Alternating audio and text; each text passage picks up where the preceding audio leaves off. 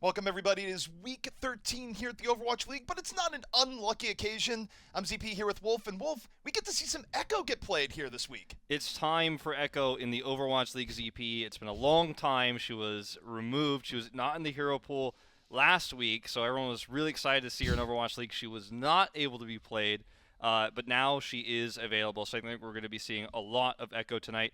Thank you so much for coming in. Ilios is sick tonight, so send him your well wishes on Twitter if you're watching. Hopefully he'll be back in good condition tomorrow. But ZP filled in here, so thank you so much. Yeah, of course. You know what? It's a call that I absolutely had to answer. And I mean, look, I know Seth would do it for me. I know you would do it for anyone else, the same thing. So, you know, it's fine. I get to hang out with you, hear from some late night Overwatch from North America, or perhaps where you're in the world, it's just the prime time. But now, let's take a look at the Charge starting roster here, Wolf, where it's going to be interesting to see who comes out here today on the Echo. Yeah, I mean, for me, I'm looking at it's probably most likely going to be Nero, I think, on the Echo, given Nero's ability to play a large number of DPS heroes at a very high level, extremely flexible. I think Eileen is one of those players who could play it, definitely is in his wheelhouse, but I'm hearing a lot of rumors about Sombra in Asia paired with Echo, so you think about Nero on Echo, you pair that with Eileen Sombra, it just seems to make sense. I think Guangzhou really needs to bounce back right now, though, in a big way, and taking down New York is absolutely what they're looking for. Or, sorry, excuse me, Seoul Dynasty is what they're looking for. New York, that's just for another time, you know, perhaps another time. Yeah. They just lost to New York, so. And, of course, their opposition, it is going to be the Dynasty. And the Dynasty here, Wolf, it's going to be interesting to see how things go for them, where, of course, a lot of people had high hopes for the Dynasty, and they kind of ran into a brick wall last week. They certainly did. Seoul Dynasty looking to bounce back big time this week. And, of course, for the starting roster, what really stands out to you? For the starting roster for Seoul Dynasty, we obviously are going to see Creative for the first time this week, so that's a big one. And everything else is pretty standard. Gesture and Marvel, the big heroes right now in terms of the tank line. I think we're definitely going to be seeing double shield from this team. Fitz as well. One of those players who's been really pairing well with Marvel and Gesture at the moment. Fitz setting up several insane Earth Shatters with Flashbang on the McCree, for example. There's a lot to be excited about for Seoul Dynasty right now. But we aren't going to keep you waiting too long. We're going to hang right into our first map. It's going to be a Control, of course, kicking off Ilios to start the day. And again, I think taking a look at the setup here, every week here in the Overwatch League, we see a different look with hero pools, but this is going to be unique because even though we've seen Echo get played in community tournaments on perhaps her favorite ranked stream, bringing it to the Overwatch League level is just a different experience. So we're going to find out very quickly what style of play the teams are going for. That's right. We're headed to Ilios for our very first map of this series. And I'm very excited to see how this one pans out, ZP. It's our first game of Echo in the Overwatch League. There's a lot of experimentation going on right now with Echo. She's been out for a while, but no one's really figured out exactly how to use her because hero pools change every week. There's some variations we're seeing right now with Echo, you know, playing behind double shield. We're seeing some dive variations with Winston. We're seeing some dive variations with Winston and Sombra as well. And there's also the off chance that we just simply don't see her this week. Mercy is not available to be played, so there's a decent chance that on some of these maps she is absent at least for parts of the map. Now, one thing that's worth noting here is that if we do see Echo come into play, or we do see the Symmetra swap off, you're going to potentially be seeing a lot of double Winston here, like the good old days in a sense, where talking with coaches and players have been talking about, yeah, when the Echo comes in, you clone the Winston, and it's double primal all day, all night. Yeah, and that's where the tank matchup is going to be really important between these two teams. Gesture, historically, the better Winston. As you can see, both Echoes in play now. Really low, starting things off here, taking back off just a bit, the Charge, trying to take advantage, but Kronk going a little bit deep. The Dynasty able to punish that immediately. They're able to solidify. Gesture Marvel going right back up, and nothing crazy here, Wolf. Just good, solid control coming in from the Dynasty. Yeah, Dynasty just controlling space a lot better. Rio playing more aggressively but getting punished, but they look like they may be able to bounce back in here now with that pick onto Gesture, trying to counter a dive. Time is of the essence. A little bit aggressively, and now Charge. The question is, how do they go in? They have the early pickup, but they're still waiting for their opportunity to head on over the top. And Arrow, a little bit deep, ends up getting taken down. Yeah, a little bit odd there. Very patient, the play here from the charge, but it's costing them control percentage big time. Brong's going to get staggered here a little bit. And they wanted to have this perfect dive into the backline of the Seoul Dynasty. You could see Nero and Eileen setting up for that flank, but Seoul Dynasty responded really well. Not only bought time, but actually won the fight. And now they're going to have an EMP soon here to continue to control this. It's looking rough for Guangzhou at the moment. It's going to be EMP versus EMP here. Neither Echo quite ready to drop a duplicate, and you're going to see what the charge do to bring themselves back into it. Right now, down about 50-0. Eileen, the opportunity in under pretty heavy pressure, and the charge right now, the initiation, taking quite a bit of time to set up. And now they're going to move in. They drop the EMP. Eileen going. It's 4. And Kwon with the immediate punish on the gesture. So a decent engage here from the charge, but the counter EMP and from the Dynasty as they look to turn it around. Yeah, Creative Trance is perfect there. Prophet has his duplicate ability available, so he could buy a ton of time here just by copying Rio if he wants to get that 99. Right now, both Echoes taking costs of duplicate, not using it just yet, and the charge take a while to get the point there, so even as the Dynasty gets the point, Wolf, it's still not a bad situation to be in. They just need really one more good fight. Yeah, I mean, now Gesture gets to keep his Primal, and they only need one fight, so they're going to fight for 75 to 100 rather than 99 to 100 instead of using that duplicate because it takes so long to build that ultimate in a meta like this. Very nice to keep it. It's going to be Nero using it first. Drop on the other side. Winston, and can't even get the Primal up. So back to Echo he goes. The charge just run over the Dynasty in the other end. So Dynasty investing quite a bit there and not leaving with much. Yeah, I mean, if they were going to get a Transcendence or something out of this, I would have liked it because they would have traded in such a way to where Fitz's follow-up EMP could be strong, but that felt very wasted. It's a trade that really favors Guangzhou Charge because at the end of the day, they still help hold the point, they still have the better defensive position, and Eileen is closer to his next EMP, so the pendulum has really swung now into Charge's favor. Right now, Fitz trying to farm that last 30%, but he's so far behind. Bit behind the Dynasty now, trying to make their way through. Marvel leading the way. The EMP from Eileen, though, is massive. Ends up hitting 5 in the Dynasty again. They charge on over. They get all hit by the EMP, and it just does not work out. Yeah, very risky the way that Dynasty played this. They get the EMP, and now they're going to have to hope to either force shoot a trance in another way, in a different engagement. That's actually a huge pick. That might open things up completely. It's a trade. Nope. It's a trade. Not quite. Both Echoes end up falling, so it's not going to be an advantage in the end. But 86% right now for the Charge. Have almost fought this back. Dynasty have to clutch hard on this EMP from Fitz. See where Fitz is to set this up. Early Transcendence in for Krav as Dynasty move over to the point. They keep it in contest. Fitz still looking for the opportunities. The Charge just delay. A Charger in such a good spot. Shu has the Trance ready for Fitz's EMP. So Dynasty ball's in your court.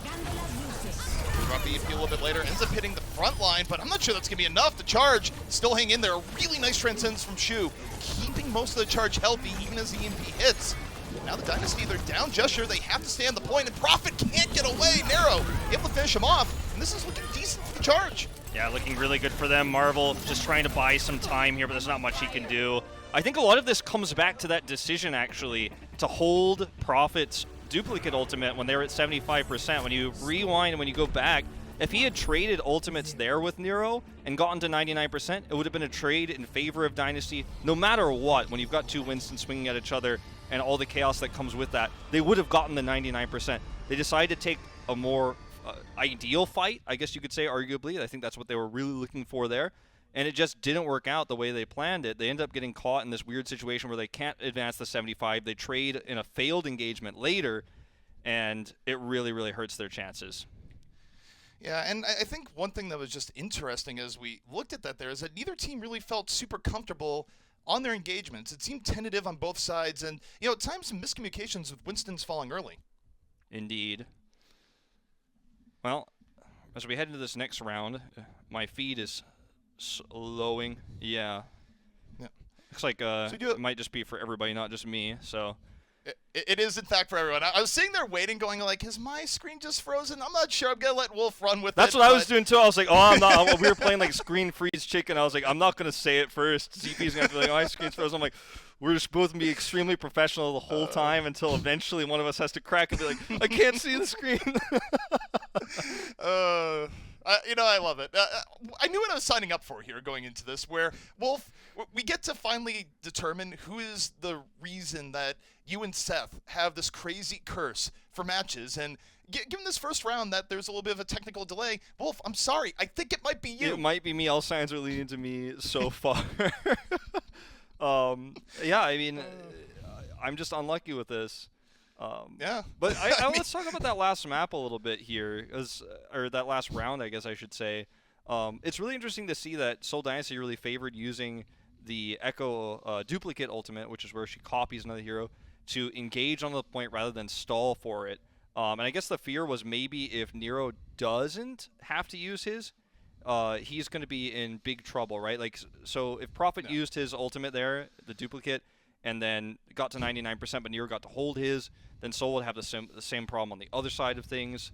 It's a really tough decision to make, I think, right now, because like you mentioned it right before we started the map, right? That we're going to see a lot more Winston, and duplicating Winston is so powerful, so we're going to see way more Winston. Like 4 Winstons primaling is something that we can see now. But yeah, it's really important to see like how you stall control, because that's not going to be as important for attacking on other maps too. You're going to see that sort of stall on like Hanamura, your assault maps and your escort maps. But interesting to see how that panned out. I think that was what really ultimately hurt Seoul Dynasty more than anything else. Yeah, I mean, it's going to be... It brings me way back, because people kind of forget what you can do with 2 Winstons in a game in terms of just the absolute disruption you can get from double primal. And interestingly enough, one of the more iconic things in Overwatch history, you go way back in the pre-Overwatch League era, Cloud9 was very iconic for running double Winston. And, just funny enough, I've been playing games recently with their front tank line, and I told them, it's like, you guys know double Winston's back. And Debit was just going, you know what? 2 monkeys? I'm reinstalling. I'm going back in. Like, my career's coming back up. But I thought you were going to talk about Miro's Winston, where he was able to get the Mercy kill in Apex, jump off the side of the map with a primal, then jump back. I thought that's where you were going with that. Well, if this is my North American history class, like, now you have to take a seat. I'll take a seat. I think we might be back in here, though. It looks like. So we have returned, or perhaps we haven't. I just bent down over here, but the teams are back in round. Not sure if it's quite on screen. Right now, the Charge in a very good spot here in this round. We've kind of worked forward in time, but they're close to taking the map. Yeah, they are looking really good, 91% at the moment. Jester coming in, his primal's expired. 95%. Dynasty right now in a win repair, trying to stay in it. Prophet, he's built up the duplicate, takes down Shu. Might not have to use it to retake here in this fight.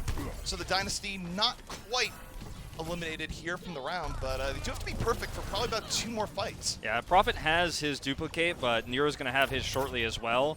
So Prophet wants to hold this as long as possible. He wants to use that for the 99-99 fight. That's ideal for him. In fact, even floating up here right now like he's doing is a little bit risky. If he gets picked, that might just be the end of this map. Got to be careful about the EMP. They have no trance. They do have the double Winston. Gesture down immediately, so just 1 Winston. Prophet pick up where Gesture left off in all ways, immediately getting knocked out of Winston for him, and getting knocked out, period. Krong just smothering him. And the Charge now in a great spot to retake. The front line for the Dynasty is devastated, and Toby can't even get out. So the Charge, one limb after the other, and that might be it. Yeah, it looks like that is just simply going to be it. They didn't have a response for Eileen's EMP. Marvel's getting zoned out here. And it looks like that is all she writes here for this first map. Seoul Dynasty is getting outclassed. Nero having the superior Echo duplicate timings, and Guangzhou Charge playing better around Sombra. Eileen, one of the best Sombra players in the world. No shock that Guangzhou Charge is able to utilize this composition a little bit better. And you can't really point fingers at Creative here, the rookie player in his first Overwatch League match for the Seoul Dynasty. He's more of an Ana specialist, but his Zenyatta is quite good. But his trances were solid. He was just often forced to use them earlier because they were fighting a losing battle. Yeah, and I mean, one thing that is, you take a look at how this went down here, and if it sets a tone for the rest of the series, this is troubling if you're a fan of the Dynasty here, Wolf, because this is supposed to be a match that they're bouncing back from, and instead the Charge, a team that's been middling, just took them to task. Yeah.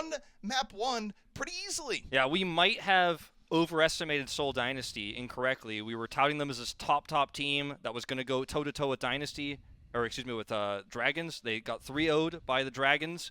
Now you would think, okay, if we were still right, they should have a dominant win over the Charge. Rough start here from the beginning makes us question what we've said. Well, we'll see if the Dynasty can bounce back. It could still be a long series, but if you're a fan of the Charge, it is a good start. We'll be right back. The Overwatch League is brought to you by Cheez-It Grooves. Deep flavor, deep crunch. It's a mind crunch. And by Zip Chair Gaming, the official chair supplier of the Overwatch League.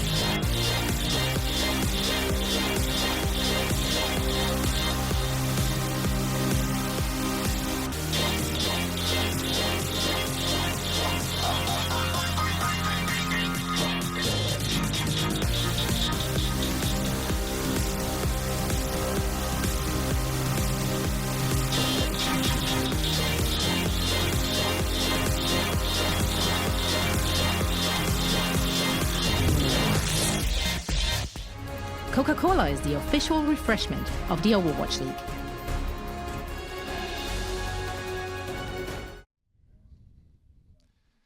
The Charge shocking the Dynasty in Map 1 just a few moments ago, where people expecting the Dynasty to come roaring through doesn't quite appear to be the case here so far, as the Charge, powered by Echo, making a statement. Yeah, I mean, we knew Nero was going to be a great Echo player, right? I mean, the guy can play anything. I mean, I'm sure he's can play off roles like tank and support better than some of the better DPS players on some other teams. He's a phenomenal player. He's still very young. He's still got a lot of potential ahead of him. He's the kind of player that fits Echo perfectly, because when you go into Duplicate, for example, being able to play Winston well, even though it's only for a small period of time, also is important. I just feel like they knew how to play, Charge knew how to play around that Duplicate ultimate with EMP better than Seoul, and it's really complicated, much more complicated than it appears, because you're thinking about Duplicate, which means you're thinking about Primal Rage, while you're also thinking about EMP at the same time. There's a lot that goes into the decision-making right now with Echo in the pool. And I think, you know, we've seen a lot of metas in Overwatch over time, and I've certainly seen new heroes get added to the game and the team's responses. And even though Echo is very strong, and any coach or pro player will tell you, look, we think she's so strong that you can't be in a situation when you're not playing her, I don't think either team actually looks super comfortable at times, where you see the teams almost have to relearn, okay, how do we engage with this hero? How do we make it work? And you see uncharacteristic errors come out, where there were times where Gesture would leap in and the team wasn't on the same page, and Gesture would just get erased from the map immediately. And I don't think Dynasty under normal situations necessarily has those errors come from a player like Gesture, but when you're playing around a new hero that everyone thinks is good, but everything isn't second nature, right? There's still moments where things can just go awry.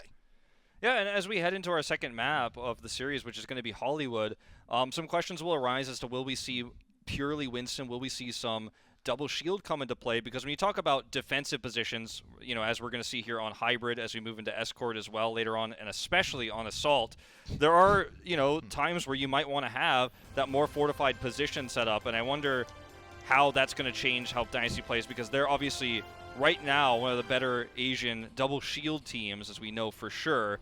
And Marvel can play both the D.Va, he can play the Sigma well, he's a main tank player originally. I think that Seoul will do better if they can play those compositions, but if no one in Asia is playing that, nobody in Asia feels like that's the strong meta, and they play purely the Winston, it looks like Rio is actually kind of outclassing so far Gesture, which is odd given Gesture's storied history. One interesting fact, by the way, before we start here, I actually caught up with Jake a little bit, asking, it's like, all right, well, why so much Winston? What do you think is going on here? And he said, well, part of the reason might be the fact that teams don't want to play Reinhardt, not because Rein wouldn't necessarily be good at times here, but when Echo's in play, if you're playing a Reinhardt, you just give such a good ultimate to the other team with an immediate Earth Shatter that it dissuades you from actually playing Reinhardt. Yeah, you just press E, send the Fire Strike out, swing once, and you've got an Earth Shatter in a terrible place where your opponent doesn't want that to happen. Eileen starts with the Ashe, but it's probably just for a poke out here, and then we'll see a swap, I have to imagine. Although, as I say that, sticks with it so far. Oh, I'm sorry, I've got the teams mixed up for a second there. I was like, no, there's no way. He's actually playing it. He's actually playing it on defense here. The icons at the top are wrong. But, so it's going to be the double shields I was talking about on A for the more defensive setup here. So they have long range here with this Ashe, and they also have shield break because Nero has such a huge clip with this Echo.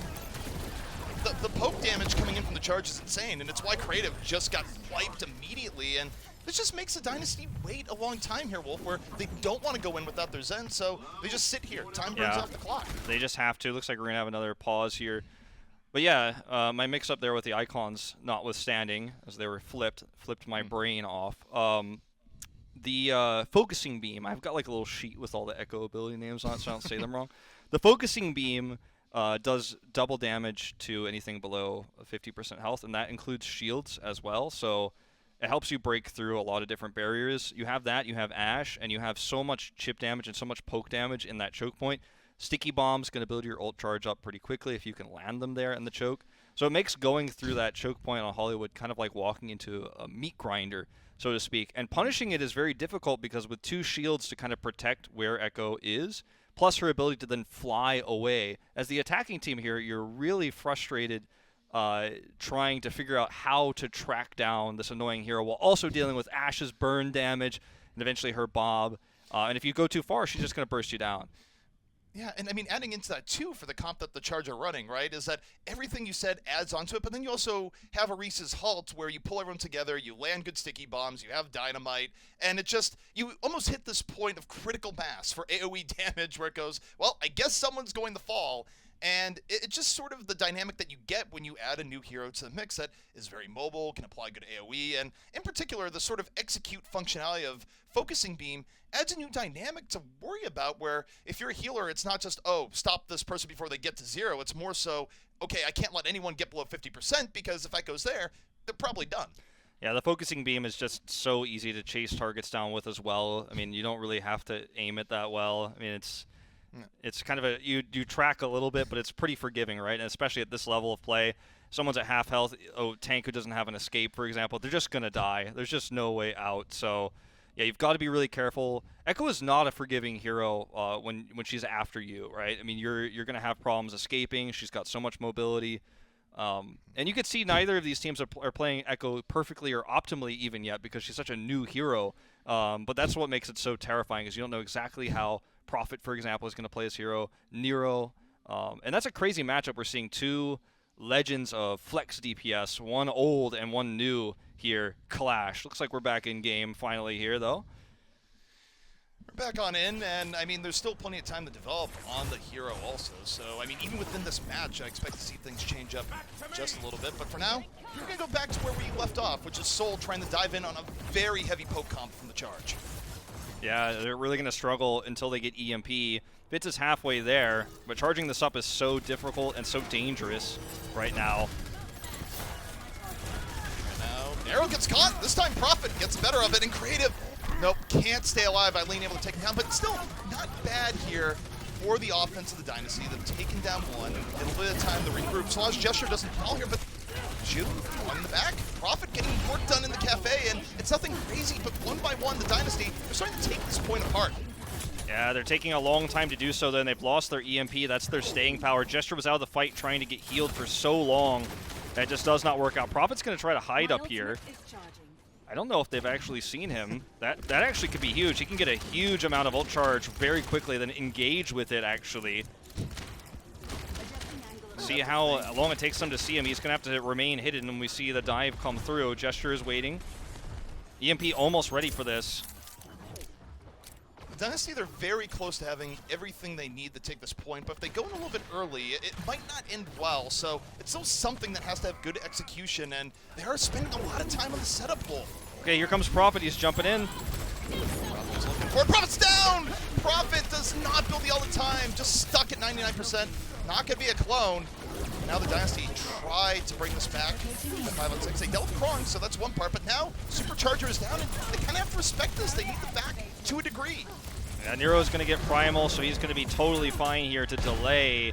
So Dynasty needed to get a little bit more done here, and it's just simply not going to happen with Nero having a third life, essentially. When you get the transformation, you get full health, then you get the Primal, which gives you extra health bar. Then when you die as Winston, you get full health as Echo, so it's a little bit crazy.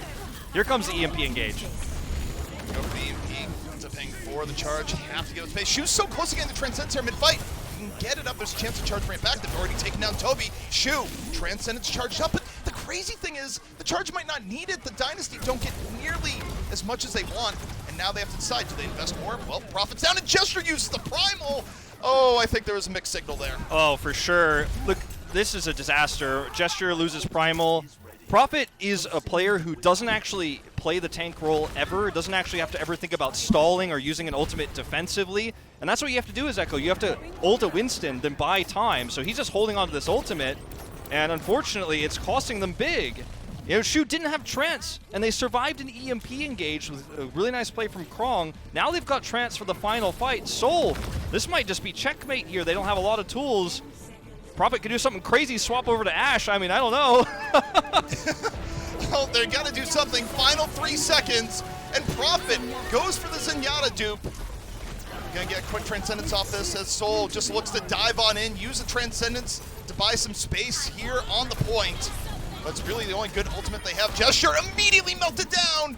Eileen over the top, aided, takes down Creative, and the charge looking to be in full control. Eileen gets the Bob out just for good measure, and this is just a tragedy for Seoul right now. The charge are in full control. 62.9 is all they're going to get. I mean, look, I thought we might see Prophet copy Ashe just out of desperation, just because I thought, you know, maybe there's a chance he gets a flanking headshot and is able to, you know, get Bob, and then there's that staying power. He went for the Transcendence play. He wanted to get Zenyatta, which does a decent amount of damage. You get that extra Discord. You knew that Creative was actually out of Transcendence because he had to use it previously.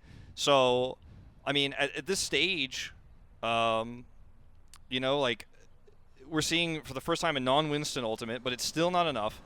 Seoul Dynasty didn't use the Prophet's engage with the EMP in the previous fight to get Primal. And yeah, you kind of, I think, hit it on the head. It feels like there's some miscommunication or some mixed signals here in terms of how these fights are going. And that's worrisome. Yeah, I mean, what really threw me for the last good attempt Seoul had, where both Prophet and Gesture had ult, is that they were saving ultimates even as people are falling, so it looked like, okay, we're going to be smart, we're going to play economy for one final push, and then Seoul's all poked down, Prophet falls, and Gesture uses Primal. It looks so out of sync and so just uncharacteristic for what we expect from these players, and look at I mean, it's tough. Looks like Gesture's going to look for a really interesting flank angle, potentially, when they do engage.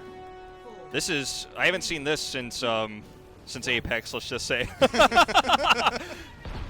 I mean, this, like, I think he's just simply going to scout composition and leave, right? Because this is crazy if he actually engages. Fitz is waiting for a hack, though. Dynasty, I mean, they have to go for the high risk, high reward here, I think, because getting a full hold on point A is incredibly Here we go. Look at it. But now, Gesture goes in. He gets that shoot down immediately, but it comes at a cost. Prophet out of it. 5-on-5, and this time Gesture lives. Gesture gets appropriate healing, gets a good engage, gets out. Seoul, they're going to need that about another 3 to 4 times. What a gambit. I mean, that's extremely risky, but they get the pick on Shu. They look for that backline pick because they know they have 2 invisible heroes, one just simply because it's not seen, the other cloaked in Sombra. Look for a hack target and explode one single target. It's a good start, but Prophet actually half the charge of Nero in terms of that duplicate ultimate, which is going to be so critical at holding the longer fight on this point. They got an advantage, but is it big enough? That's the question. It's a price Prophet pays for falling early in that fight, unfortunately, where he was one of the people who sold the fall early, and now he has to make a difference. Charge, looking for a way in themselves here. Rio eating a lot of damage on entry, and Eileen gets blown up. That's one way to make up the charge. Prophet finds him there, and you know, if you're Guangzhou, you're just going to back out for a little bit here. 2.5 minutes, still plenty of time. Yeah, and Nero, you know, we talk about how the ultimate for Echo is usually a defensive tool, actually, in most cases, unless there's a Reinhardt in play. Actually, Seoul has the more relevant ultimates in terms of a straight-up team fight in EMP and Transcendence here, so they have the big, important ultimate advantage. And Fitz is looking out for said EMP right now. If he could hit Shu, it would be massive, and he's in line of sight. I mean, hitting the Zen is great. Hitting more people even better. Get everything. That's the dream. And Jeshu's down! He's stunned out of his EMP! He got stunned out of his EMP by Bash, I'm pretty sure. Oh, absolute disaster for the Dynasty. The charge, again, a perfect engage. Charge sets up by stunning the EMP. And now the charge, they drop an EMP of their own. Creative's out of the fight. The Dynasty, they are looking to be a mess. This is looking not just like a win for the charge right now, Wolf, but domination. A stomp, in fact, here. What a great play from Chara. He gets the stun on to Fitz. The second EMP is triggered. That's your one job as Brigida in this case, is guard the Zenyatta, because if he gets hit with EMP, the trance doesn't go off, and then the EMP engages a success. But if you put him in a pretty risky situation, if you put your, in this case Shu, your Zenyatta out there a little bit, expose him, don't spy check, but you know where your opponent's very likely to EMP, you instantly shield bash, you shut that down, and it's just a follow-up engage from there. Beautifully done. We talked about how that was the big, important ultimate for Seoul Dynasty. It just doesn't get value. Yeah, and I mean, I think it just caps off. It was a very tough round for the Dynasty to begin with, or tough half, I should say, where nothing really seemed to go right, and just losing that at the very end, that just really seals the deal and is the exclamation point on really everything. But we're going to take a quick break. When we come back, we're going to have some halftime analysis for what we just saw. The Overwatch League is brought to you by T-Mobile, helping you stay connected to what matters most. Learn about T-Mobile's COVID-19 response on T-Mobile.com. And by State Farm. For auto, home, or renters insurance, like a good neighbor, State Farm is there.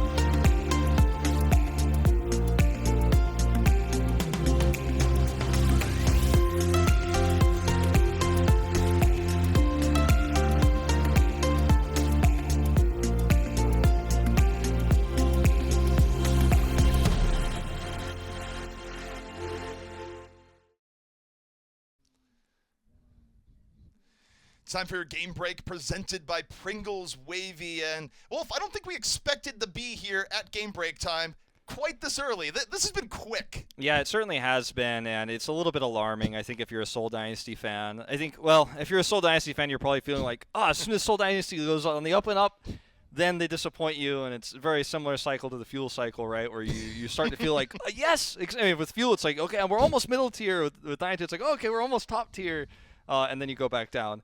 But I don't know, ZP. I'm really not liking Prophet's ult decision-making on the Echo so far. I feel like he's being very timid. He's being very passive. I think that comes from just a lack of experience on playing tank heroes and being a stall hero when you're kind of or a stall player when you're kind of the carry type ultimate DPS flex. Well, Wolf, it's crunch time, also presented by Pringles Wavy, and you just mentioned what you don't like. Tell me what you did like. I mean, we have to talk about that shield bash that we saw in that last map. I mean, insane play from Chara, shutting down the EMP, just totally neutering the entire defensive engagement there from Seoul. And that's the worst type of moment, too, because that's when you see the EMP coming out from Fitz, and he counts down 3, 2, 1, and everyone's diving in. And then suddenly, your Sombra is dead, the EMP isn't there, and your entire team is exactly where it doesn't want to be. It's across into the enemy's backline, and then all its cooldowns have been burned, so the enemy team just has this insane cooldown advantage. You don't have a retreat, and you just kind of have jumped off a cliff, so to speak. So huge play there from Chara, though. Always knowing where to position yourself as Brigitte when you're protecting his Zenyatta is super huge. It's something we've been seeing a lot of since Brigitte came out as a support, right, since 222's roll lock. You see that sort of Zenyatta guard Brigitte works well against Genji as well, but it's the perfect timing. He's exactly where he needs to be, and that's why he gets into our little crunch time here. Well, that is going to be the end of our halftime break, and who knows, it could be the end of Dynasty soon if things don't turn around, because the Charge are looking great. The Dynasty, they're struggling. We'll be back soon. The Overwatch League is brought to you by Pringles Wavy. Big crunch, big flavor.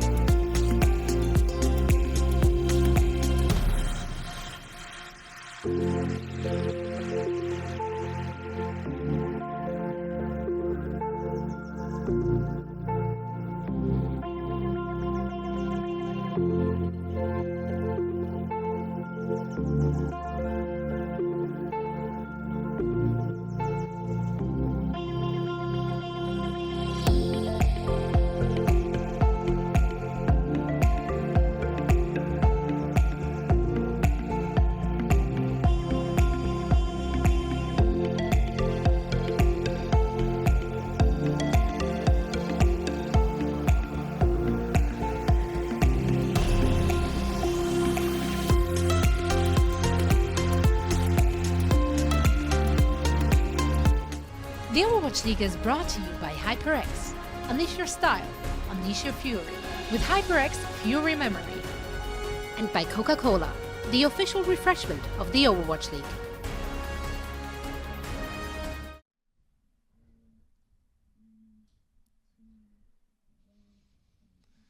It is 2-0 after the half, and you'd be forgiven for thinking that there's an error on the screen. No, believe your eyes. It is the Charge over the Dynasty 2-0. Yeah, I mean, I think despite Seoul's loss to the Shanghai Dragons 3-0, I think a lot of people are looking at this match as kind of like your appetizer for the mega New York versus Dragons match that's coming up next. Maybe New York can topple the Dragons. But I think a lot of people are thinking, well, Seoul couldn't beat the Shanghai Dragons, but, they'll probably stomp Guangzhou 3-0, and I'll get to watch the amazing second match that we have coming up, right? That's the marquee matchup of the evening. But, I mean, it is just absolutely against expectations here. Seoul are really just missing the mark with their echo compositions they're running big time, and it's unfortunate to watch because they were so close to being the top of Asia. Shanghai took that crown away, and now, I mean, it's just being beaten out of them by Guangzhou Charge right now. I mean, what a one-sided start to our matches tonight. I mean, if there was a crown, it was clearly made out of a flimsy material because it has not survived here in the least. Where, I mean, we talked going into this how this was a match that the Dynasty not only needed the win, but they need to dominate. If the Dynasty turn this one around, it's going to be just by the skin of their teeth, just kicking and clawing their way back into the series. And to a degree, that's still going to lower the Dynasty's stock right now because no one's looking at the Charge, even though they've been playing quite well, as, oh, this is a team where if you do well against, that's fine. It's like, no, the Charge have been a middle-of-the-pack team, and if Dynasty wanted to prove themselves a top team and bounce back from their loss to Shanghai, they need to crush the Charge here, and instead, we're seeing the exact opposite. Yeah, it really does feel that way. I mean, you look at Charge, too, and you think, this is a perfect meta for them, right? Perfect hero pool, new hero, Nero can dominate, you know, he's very flexible, very fast-learning DPS player who's played every hero on the side of the DPS, you know, at some point in pro play. Now he's got the new one, now he's his new toy, and he's playing with it. But then you've got Eileen, who's an incredible Sombra player. You put those two together and you think, well, this is going to be a really good meta for Guangzhou Charge. On the side of Seoul Dynasty, you think, okay, this should be okay for them. Prophet's equally skilled. In fact, has a much more storied history throughout Apex, you know, coming in as the Season 4 Finals MVP, going into, you know, taking MVP in the 2018 season, et cetera, right? It just goes on and on. But I feel like Prophet is one of those players you expect to come in toe-to-toe with Nero at worst case scenario. They're pretty even. But I think he's just being left in the dust right now. And I think that's what's so surprising about this to everyone. You know the tank line is strong for the Dynasty. You know Creative, you know, if you've been following contenders like I have, you know Creative is good. You know he's been picked up. He's playing over Bedosian, so you would at least think he's going to be matching. But there's just a lot of underperformance today for Seoul, I want to say, overall. They look out of sync is the easy way of saying it. And I would just also, going back to Prophet, is that it makes me wonder what is versatility here, where obviously you look throughout Overwatch history, Prophet is one of the most versatile players we've ever seen within the DPS role. But one of the unique things about Echo is that when Echo uses duplicate, Echo usually isn't duplicating another DPS. Echo is duplicating a tank, or, you know, as we saw, duplicating a support. And it makes it a different skill set, perhaps, one that might not be as natural to Prophet as we would think, because there's different types of versatility. Yeah, and that's what I was kind of saying earlier. It's like he's normally a stone-cold killer, and he hits the headshots on the Hangzhou, the Genji Dragon Blades come out, the Tracer is out, and he survives longer than you'd expect. He wins lots of 1v1s. But when you're suddenly playing as Zenyatta and you time a trance, or you're trying to set up for a primal rage, you're trying to stall a point, that's a completely different skill set that Prophet's really never had to do in his career. Now, to be fair, Nero hasn't either, but Nero is adapting much faster. Yeah, and I mean, it also depends where you kind of wonder, what does a player's play history look like in their personal time, where some players, they might be flexing more on ladder over time, where, you know, maybe Nero, he's had, you know, his times before 222 and said, look, you know, I'm actually pretty good at tanks. I've had to flex them a lot. I want to protect my ladder skill rating, and, you know, this is where all of a sudden, hey, it comes in handy. You're playing a hero that suddenly makes you swap to tank, essentially, a lot of the time. I believe also going into this, Hollywood was Seoul Dynasty's best map at like a 74% win rate lifetime in the Overwatch League, so also shocking to see them so dominated on that map. They're so well versed at. The double shields, you know, they had the opportunity to crush with as well. That's their strongest, you know, I guess tank archetype right now, with hero pools evolving and changing. Just got stomped. Looks like we're going to see the same composition here for Seoul Dynasty. Gesture teases the Reinhardt, but we know that's just way too risky, especially on attack here. So same comps, a big difference being Shu, obviously, on the Ana. And that's going to give him a little bit more ability to knock Prophet out of the sky as well when he's being aggressive, being greedy with this Echo. I want to give the other Echo a great first shot. Now the Charge, reasonably aggressively here from Joe Dynasty, though, able to get in, and Rio ends up getting caught, so the Dynasty finally a better engage. And now let's see if they can finish it off. Where when they've had an advantage, it's been a little bit tough, and they lose Fitz. So already, the advantage gets a little bit weaker. Still on the point, still a third to them, but Prophet's getting poked down, and so is Gesture. The charge very well can bring this back, and Gesture's down! The charge have fought it back! Yeah, this is looking really rough for Dynasty. They had such a great start, but that pickoff for Fitz means not only are they unable to take the point, they only get one tick, well, they're unable to build that really important EMP charge. They're actually significantly behind in that regard. It makes it difficult, and now you're just kind of stuck in this long back and forth. The defense gets to burn even more time off the clock. And now the Dynasty, they commit onto it's going to force the charge to decide to move in here. Eileen getting very low. Shu, though, has built up the nano, uses it immediately. Rio moves on in, and Discord over. No, Rio's going to be forcing Seoul back a bit, and Toby can't get away. Gesture solo, he goes down as well. There's no nano boost to keep him alive. And it looks like that might just be another defense here for the Guangzhou Charge. It was a pretty smart engagement by the Guangzhou Charge. They played passively. They knew that they have burst healing for their Winston. Gesture just simply won't have the same. And he is the first target for Eileen to hack. He right-clicks him, hacks him away, and then he doesn't have the ability to escape. He doesn't have that same amount of burst healing that an Ana can offer, especially with nano boost. And now they've got an EMP, and if they can hit Badoshin, that is another defense guaranteed. Toby's there this time on the Brigida to potentially shut that down, like we saw Chara do previously.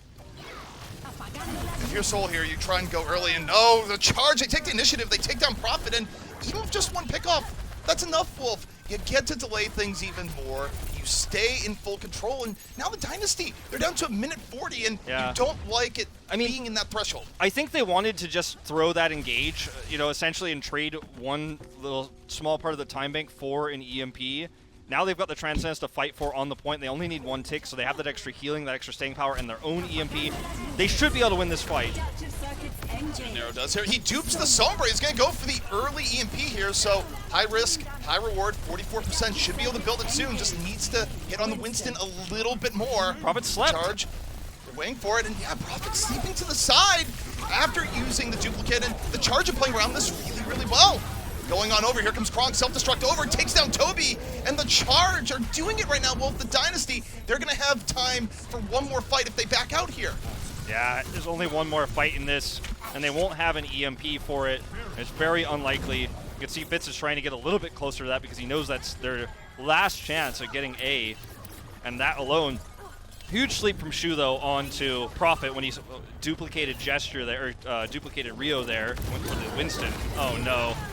Nero, the assassination just swooped in from the back. You get Prophet below 50%, and the focusing beam does the rest. And again, this delays the Dynasty. Oh no, Fitz got slept. She was on they get fire. Fitz. This is going to be so bad if Fitz falls here. No, Fitz barely able to get away, but Wolf, they're down to their final 19 seconds. Eileen here, just going to delay. Fitz still doesn't have the EMP. He needs it so desperately. They need to buy time. They don't have a Primal. They only have a Trance. They're probably going to have to Trance to touch.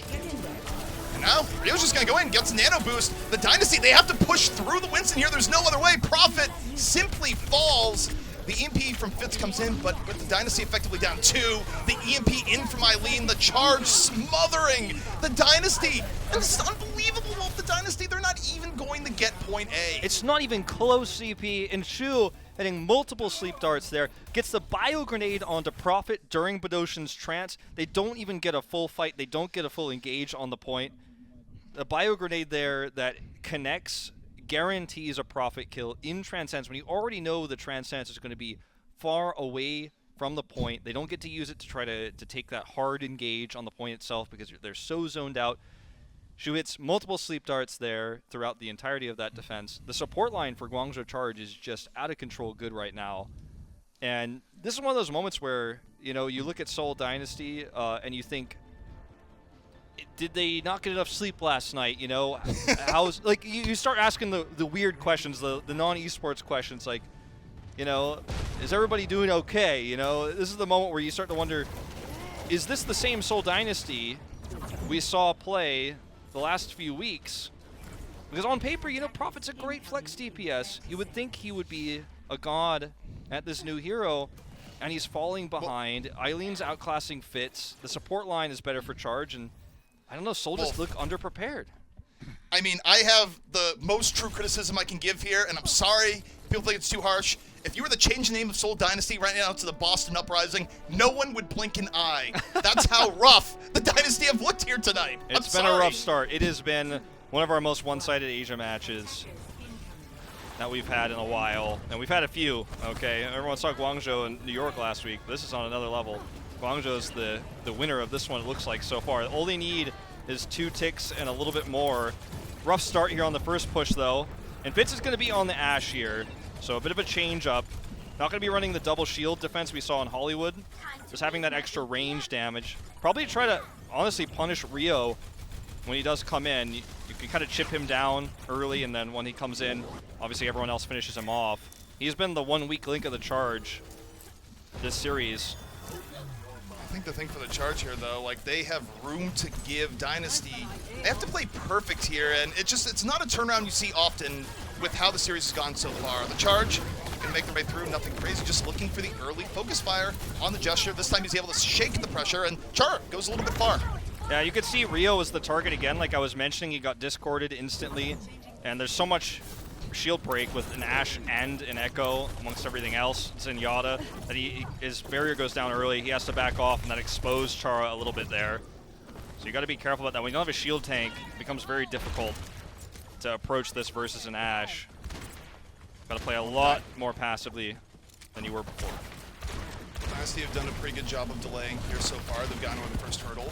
Now the charge move forward, and Rio under very heavy pressure, but unlike Gesture in a lot of these fights, Rio's able to get away. If they're able to heal up Rio, they're going to have the Transcendence up, so will Badoshan on the other side, but this is still not terrible for the charge to get out of what could have been a bad engage. And they can actually trade Trance and then go for an EMP engage. Looks like Nero looking for the DMAC early. They get it? This is such an advantage for the charge if they can just heal up. Krong, though, does not get DMAC'd. Krong got so close, Wolf, but he's going to be able to get healed up, and now this is a power play coming up for the charge. Yeah, this is rough. This is really rough right now. If you're Seoul, you really have to be careful. You've got to hold that Trance like it is your lifeblood. There's the kill. Marbles down, and now the charge. They activate the Transcendence. They're going to push their advantage. We'll see if it's enough. Badoshan, though, uses the Transcendence a little bit later. Keeps the Dynasty in a good spot. Narrows out of the fight. And it's still winnable for the Dynasty as Prophet finally finds his groove here, duplicates the Sombra, builds up the EMP, but won't need it. Okay, so they traded Trance like they wanted to. Guangzhou did. What? No, Prophet! Oh, I thought that was... No, it's fine. No, I forgot he was playing Echo. I was good. like, no! I literally was going to say, they have to do an aggressive EMP, but he was on Echo. Oh my god, that scared me. I was like, no! But yeah, okay. No, I mean, they don't have anything. That's all they had, and he timed out on Echo, so he uses it. They can't take the aggressive engage. And they don't have a lot of tools here. They somehow just have to outlast Eileen's EMP. There's no Trance. Rally's not even ready. It's already super low. Able to shake the pressure. Eileen waiting for the opportunity of the EMP into something the Dynasty. They have to play around well. Eileen just looking for anything to get 2 to 3 people. Charge and take it to the point. Rio, Primal in the tank. Use it before falling. Drops the EMP. Gesture, Toby, and Badoshan in danger, and they all fall. The EMP does its work. And the charge about to finish off a clean sweep of the Dynasty in a fashion that I don't think anyone expected, Wolf. Yeah, this is absolute domination here. Not even close. Too bad that Echo Ultimate doesn't last a little bit longer. Prophet had that one tool. He's just unable to use it. It times out, right? You don't get to keep that one. I mean, in my brain, he still had like 6 seconds left. He didn't. I mean, that series mentally boomed me, as they say. Wow. Yeah. I don't know what to say. That was absolutely bonkers on the side of Guangzhou Charge. Better coordination than Seoul. Seoul definitely dropping the ball in a few ways, but we have to be, we have to be championing Guangzhou for how well they played this new composition, how coordinated they were. Well, who better the champion than Nero, who, of course, was playing the new hero in Echo and, frankly, outplayed Prophet all day long. And well-deserved to Nero. And all in all, I didn't expect this, where sometimes you'd expect teams to stumble a little bit with a new hero. But, the Charge, they didn't stumble. The Dynasty, I'm not sure they even took the stage. I mean, yeah, I have to say, like, for me, I also want to champion the support line we had for Guangzhou. Like, it's cool to give, obviously, player of the match to Nero, who played phenomenally on the Echo, but we can't forget that the support line actually really made a lot of those big plays. The constant sleeps we saw from Shu, also the bash we had onto Fitz to prevent the EMP from going off. Really good plays all around across the Guangzhou charge. That was our appetizer game, quote unquote, for the real match, the big match that everyone's waiting for in New York versus the Shanghai Dragons. But man, was it much faster and much more one-sided than I expected, especially when you consider that Guangzhou takes the win. Well, I couldn't have said it better, especially with the food analogy, because guess what? The main course is on the way. Coming up next, it's going to be New York taking on Shanghai. Should be a good one. The Overwatch League is brought to you by Xfinity, the preferred internet provider of the Overwatch League.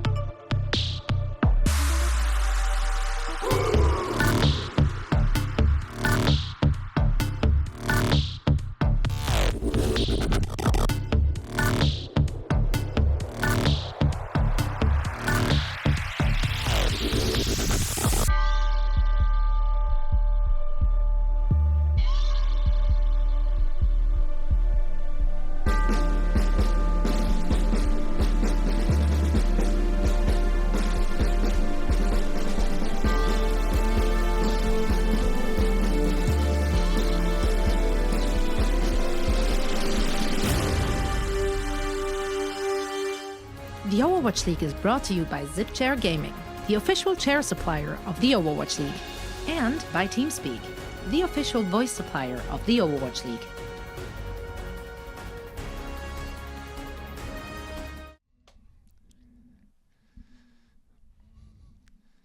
The appetizer might have been a little bit light, but the main course has finally arrived. New York taking on Shanghai. I'm ZP here with Wolf, and Wolf, this is what we've been waiting for. This is what we've been waiting for. We got a few matches, in the Asia region that looked like they were going to be really good and then just kind of fell flat. New York versus Guangzhou felt like it was going to be one of those matches. New York with the 3-0 stomp. We had Seoul Dynasty versus Shanghai Dragons, which looked like it was going to be the match, and then Shanghai Dragons had the 3-0 stomp. Then we thought, okay, Seoul Dynasty going to look good in their series and against Charge to bounce back. That ends up being a 3-0 stomp. So we've had a lot of those in recent times. But talking about NYXLs in this lineup here that we're going to take a look at now, this one versus Shanghai, is this the one? Is this the roster that could topple Shanghai on their insane winning streak right now? We are going to have Bilby, Libero, Mono, Hotbod, Jonek, and Animo. So your normal heroes here know who are you to start.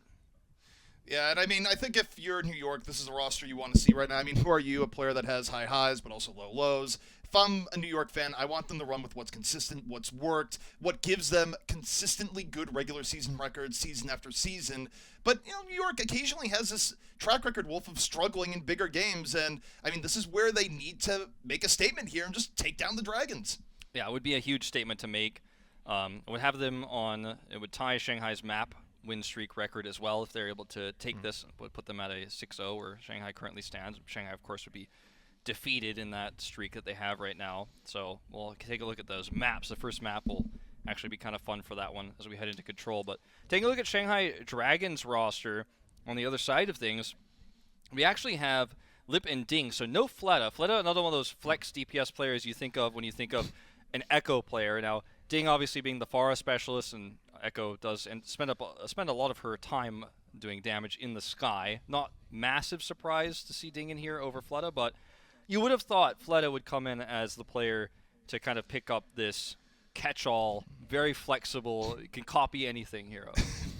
I mean, it just comes down to the idea that we don't know how good these DPS players are at their tank gameplay, where, for the most part, Echo is very flexible. You don't always have to copy a tank, but you look at the gameplay that's gone on, you talk with the players, you talk with the coaches, more often than not, your Echo player is going to copy a tank. And look, this varies from player to player, and it's not something that we have a whole lot of data on. For all we know, Ding is very good at these different tanks, whereas Fleta, maybe not so much.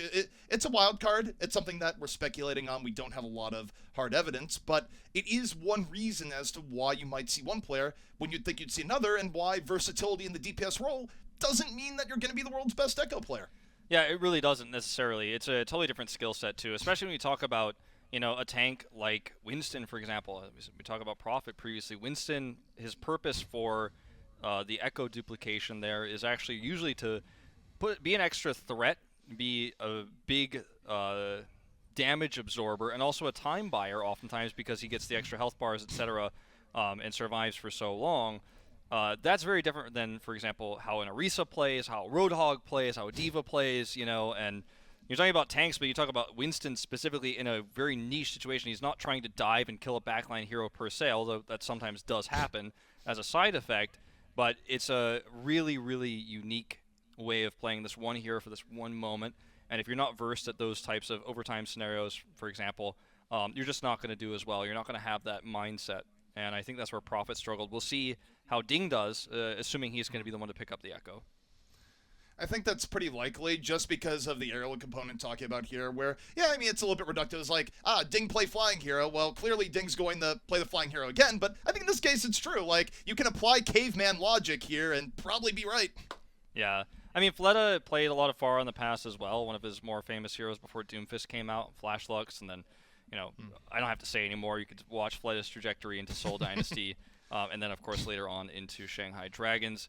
Strong Pharah player, but very flexible DPS player from Widow to Pharah. Projectile, he can play the Genji, although he doesn't very often. He can. So I think when you look at the overall utility that Echo brings to the table, I think Fleta is the right choice, but it may just be that Ding is fragging out of control on this hero when he's picking it up, getting crazy kills, able to, circumvent a lot of things in terms of like getting behind shields, finding that backline pick onto his Zenyatta, something like that. That could be why he's the one who's playing it.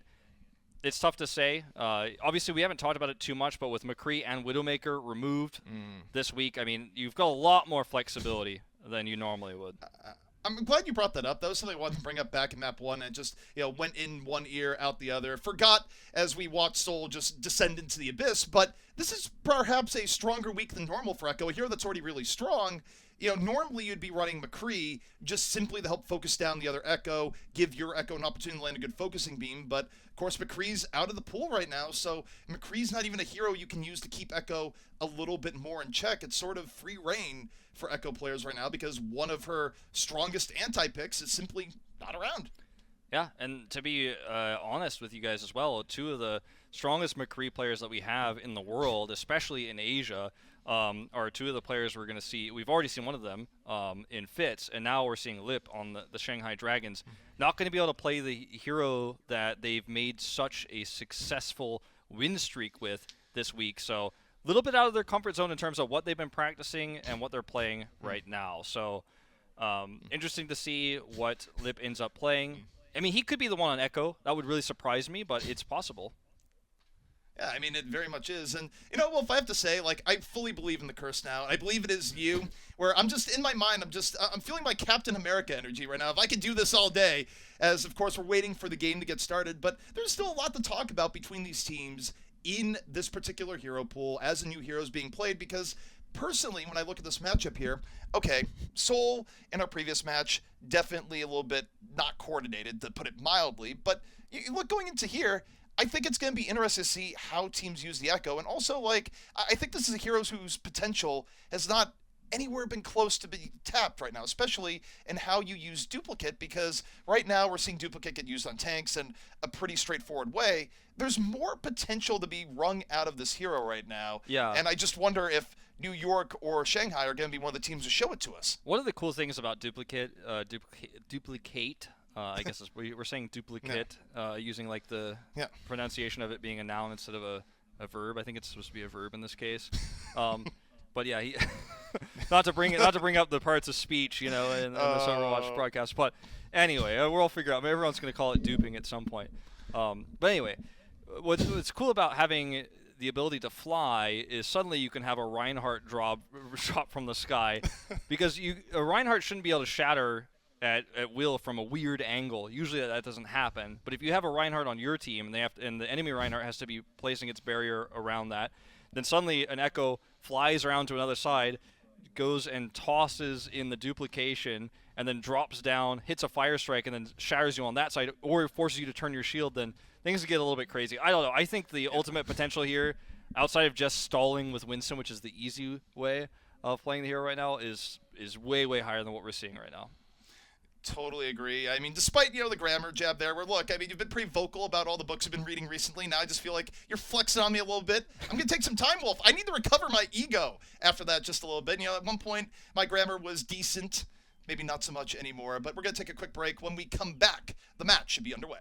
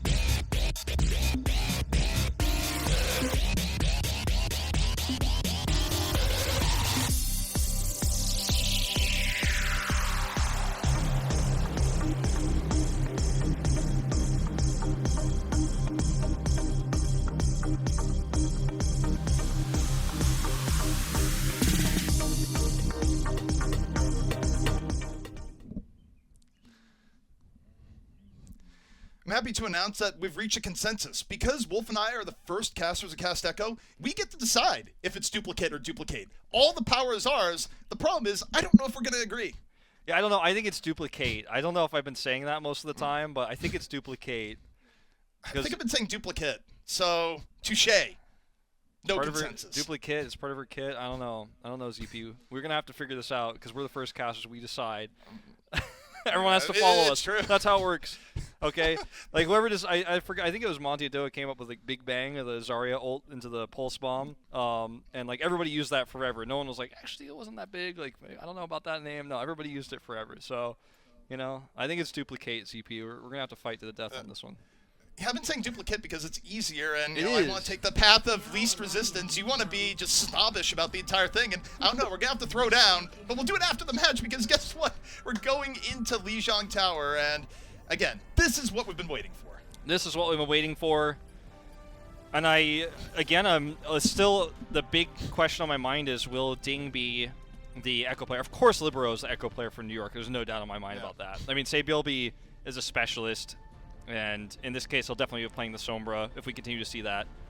7-1, 8-1. New York will actually have a better record than Shanghai if they win this match. And, you know, a lot of people are saying, okay, New York has a great record, but they played against a lot of the, you know, North American teams before the region split, and it was kind of easy going for them. They had a few easy stops.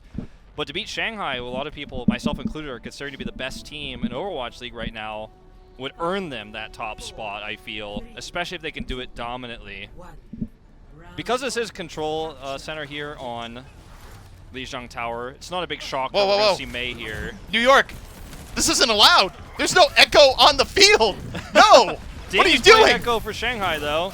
Yeah, okay, we got one Echo. We'll see if New York has broken the meta or they just didn't read the patch notes as Mono immediately falls to Echo, by the way. So, unsure if the decision to not play Echo is going to pan out for New York. It certainly is in danger on this first fight. Yeah, I mean, obviously they kind of got out-positioned there by the Shanghai Dragons, who had a better ice wall. They're going to get the first cap here, it looks like. They both survived, though.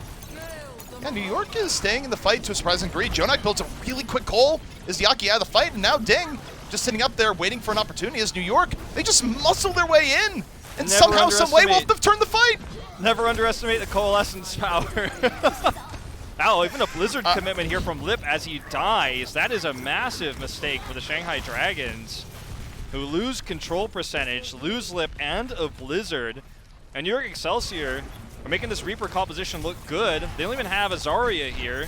They're not even playing, they're not committing to the full GOAT style here on Lijiang. They're just gonna play back. This is the old man. This is the old man meta from New York saying, we don't like change. Change is bad. You know what we're gonna do? We're not gonna change. We're gonna run Reaper May because it's effective and we're good at it.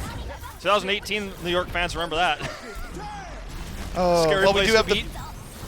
the beat comes in for the Dragons, but the New York Excelsior, they just dropped the Blizzard. They slow it down a bit. Automa, though, caught towards the very end. They don't get as much run as they might like, but charge over. Ding, though, shrugs it off, drops the Shatter, and the Dragons just roll on through. Double ride. Oof. Yeah, Fearless gets this first start up here, and then that's everything you were talking about, everything we were alluding to about copying a Reinhardt. You know, you could see the power of that there as Mono gets walled out. Should be able to escape with the team helping him break that barrier down. But now Shanghai, they have a Graviton Surge. They have a slightly better composition for controlling this choke point because of the Zarya. And this is almost impossible for the NYXL to win this fight here. Oh, they're still going to try. No, Fearless ends up dropping the charge into wall. Mono sees the opportunity, goes in, drops the shadow of his own. Dragons not phased. They drop a Graviton in response. And now New York in a rougher spot, but they're able to shake it off at the end of the beat. And now you've got to look to Sabilby. Death Blossom is up. Where's Sabilby right now? Mono's down. And New York, they are able to take down Izzyaki, and they end up piercing through. The poke damage way in their favor. It's once again Jonak having the Coalescence, the extra healing in these choke points, you know, coupled with damage, allows you to win these seemingly unwinnable fights when your opponent is stuck in, you know, what's essentially just a meat grinder of damage while you're also getting all that massive healing. And Jonak's had all these opportunities because these fights are going for so long. He's building Coalescence so quickly. And unfortunately, Immortality Field is just on a cooldown no matter what, and it hasn't proven as useful. New York, they take the initiative. That's what they've been doing all round long this composition. Early Blizzard, force out the beat from Lijiang, and Mortality Field already down. Sableby doesn't care, still in the back, takes down Void. Looking for a little bit more. Reaper V-Main in the back, but there's the Shatter in from Fearless. Ding, off with the duplicate, trying to build a very quick Shatter. 80%, drops Shatter immediately, puts Mono to ground. Should be able to get the finish there, and we're seeing the power of duplicating a Reinhardt. Insane how much health he has as well. I mean, you don't have that Primal Rage, but you're still going to be up in the front doing tons of damage. Hop up, right back in. New York still gritting it out, using the Coalescence to fight their way back in. New York, even when they lose fights, they're not losing fights right now, Wolf. They're able to stall for Respawn to come back in. Mono takes down Fearless, and New York, they defy the meta, and they're about to defy the Shanghai Dragons. Absolutely insane control here by Jonak again. And his healing is what's keeping them alive. There's just not enough damage output to finish off the frozen or slowed targets that, you know, you're seeing the freezes come through with the May, but there's just not enough fall damage. And when the Reinhardt clone is there, the damage isn't quick enough. And Jonak is able to save New York Excelsior in these moments, the extra healing, and then get fast trances. I have to say, too, something I noticed on that last map is Lijiang actually kind of out of place a few times, and no one has championed Lijiang more than me coming into this season. I mean, I wanted him to be in World Cup. He didn't play. I mean, I am a huge fan of this player forever. But the way he decided to engage on some of these fights, try to come in on sound barriers, meant that his team didn't have speed boost to try to take the fight to New York, and I think that hurt them in a lot of those fights. And look at this again, New York. Not running with the Echo, and Wolf, at this point, I think it just has to be the initiation. New York is simply running at the Dragons. Lijiang nowhere to go. They're taking advantage of the fact that Echo does want a little bit of time to set up. Yeah, she certainly does. I mean, this map plays very differently than Ilios. It's not as open, there's not as much space to work with, and you really have to force the Echo into position a lot of times. And look at, I mean, there's so much blocking Echo's damage here. I mean, she's just struggling to find value. Yeah, meanwhile, in New York, anytime the Dragons commit even a little bit, they're rushing on in. There's just untethered aggression coming in from New York, and I think it's the way you play against Echo if you're not going to run it yourself. Is Lijiang already super low. Libero getting a lot done with the Torbjorn poke and takes down Lijiang in the front. Yeah, Ding is just forced away here. He's taken out as well, and the Shanghai Dragons are finding this very difficult to approach the point because of the architecture of this map itself. The point is surrounded by, you know, not only those walls, but also these, I don't know what to call the big, I guess, pagoda in the middle of the building, or in the middle of the point. There's a few windows where you can fire into, but Libero's turret placement kind of helps cover those windows. You can see Ding is trying to take that same approach angle, and he's being shut down by Libero every turn. Turret makes it tough to approach. The map structure makes it tough to approach. I mean, it's hard. And look at, to that point, Ding gets poked down by the turret to a degree, takes a parting shot. The Dragons are a little bit slow. They drop the EMP later in the fight. They use it to take down Mono. So even with Ding under pressure, it's still looking pretty decent for them here so far. But New York, they drop the beat. They're still trying to fight back. Sableby rushing on forward. The Dragons put into a corner and just barely keep Sableby back. But for how long? Void's out of the fight, and New York just continues to persist. Ooh, and the Ding Reaper clone here not getting much done at all. That's not the ult he wanted. No, and he's going to teleport in because, of course, you'll lose the duplicate. You get to come back in as Echo. Ding drops the early Death Blossom. About to swap back over. The Dragons still fighting here, but New York, they just don't fall on the point, not even a little bit. And even if they lose control here, Wolf, they've bought so much time. If it's they force impressive. Fearless, oh, he has to Primal. This is so bad for the Dragons. I mean, they're going to have so few tools to defend the follow-up attacks for New York. This is pretty insane from New York right now, where they came into strategy for a second. And by the way, they're still contesting. The Dragons haven't captured the point. Mono got back over, was delaying a little bit longer, and finally, the Dragons captured, but Wolf, New York's at 99%. Yeah, and Iziaki doesn't have trance. There's a small window here where you could see Molten Core come in to help control that point. You could have the Death Blossom. I mean, Trance can't deal with both. Rally is going to have to be used early in this fight, and New York can just threaten these moves without actually committing in. The only thing they're scared of is this EMP right now, but if they bait that, then go for a follow-up engage. There's so much they could do with this. Or they could just take it on the chin and go again. Like, they have Exactly. fights to throw away here. It's still fine. We'll see how this one goes. Oh, look, it's left! Mid-EMP! What a play! There's no EMP at all! And the Excelsior might have just done it. That was an absolutely bonkers play from Jonak. The cap is here, and there's the Death Blossom. They're cleaning it up. That's it. Jonak exerting his will on the fight. The Dragons were all in on the EMP. It does not happen. Overtime ticks down. I don't even know. I just watched. That was just incredible. Absolutely masterclass play from New York Excelsior. Stalling, delaying, playing around this mobility. You know, the Torbjorn turret placement was really good there from Libero. I mean, the fight continues here, but it's just delaying the inevitable at this point. Yeah, I mean, this is the not clone of the Diva here. It's not a fight that is going to be flipped unless New York just all jump off the side. Of course, that doesn't happen. New York takes map 1, and I mean, aside from Jonak just being a walking god to deal with the EMP and put that fight over the top, I mean, New York. Yeah, and you know too. Here, I almost called you Achilles. I guess that's old habits die hard, right? But when you're in that choke point, it's such a death trap for EMP.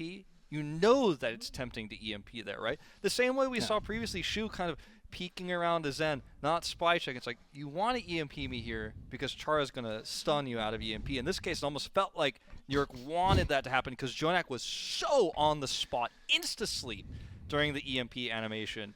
It's one of the cool things about the nerf we got to Sombra in 2.2.2, where, you know, she has that slight delay before the EMP goes off, is you get to see amazing plays like this now with that tiny window. Awesome. Yeah, and I mean, even still, very difficult to do, especially with the sleep dart, but somehow Jonak finds a way. New York looking to position themselves as the #1 team in APAC. Are they going to be able to do it, or do the Dragons bounce right back? We're going to take a quick break. The Overwatch League is brought to you by T-Mobile, helping you stay connected to what matters most. Learn about T-Mobile's COVID-19 response on T-Mobile.com. And by State Farm.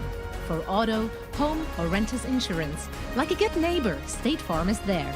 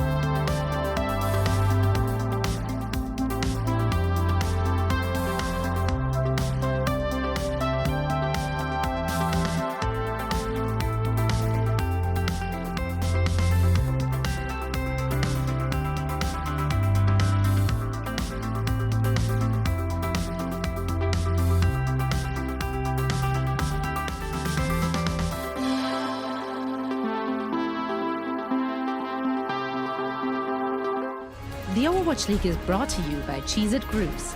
Deep flavor, deep crunch, it's a mind crunch.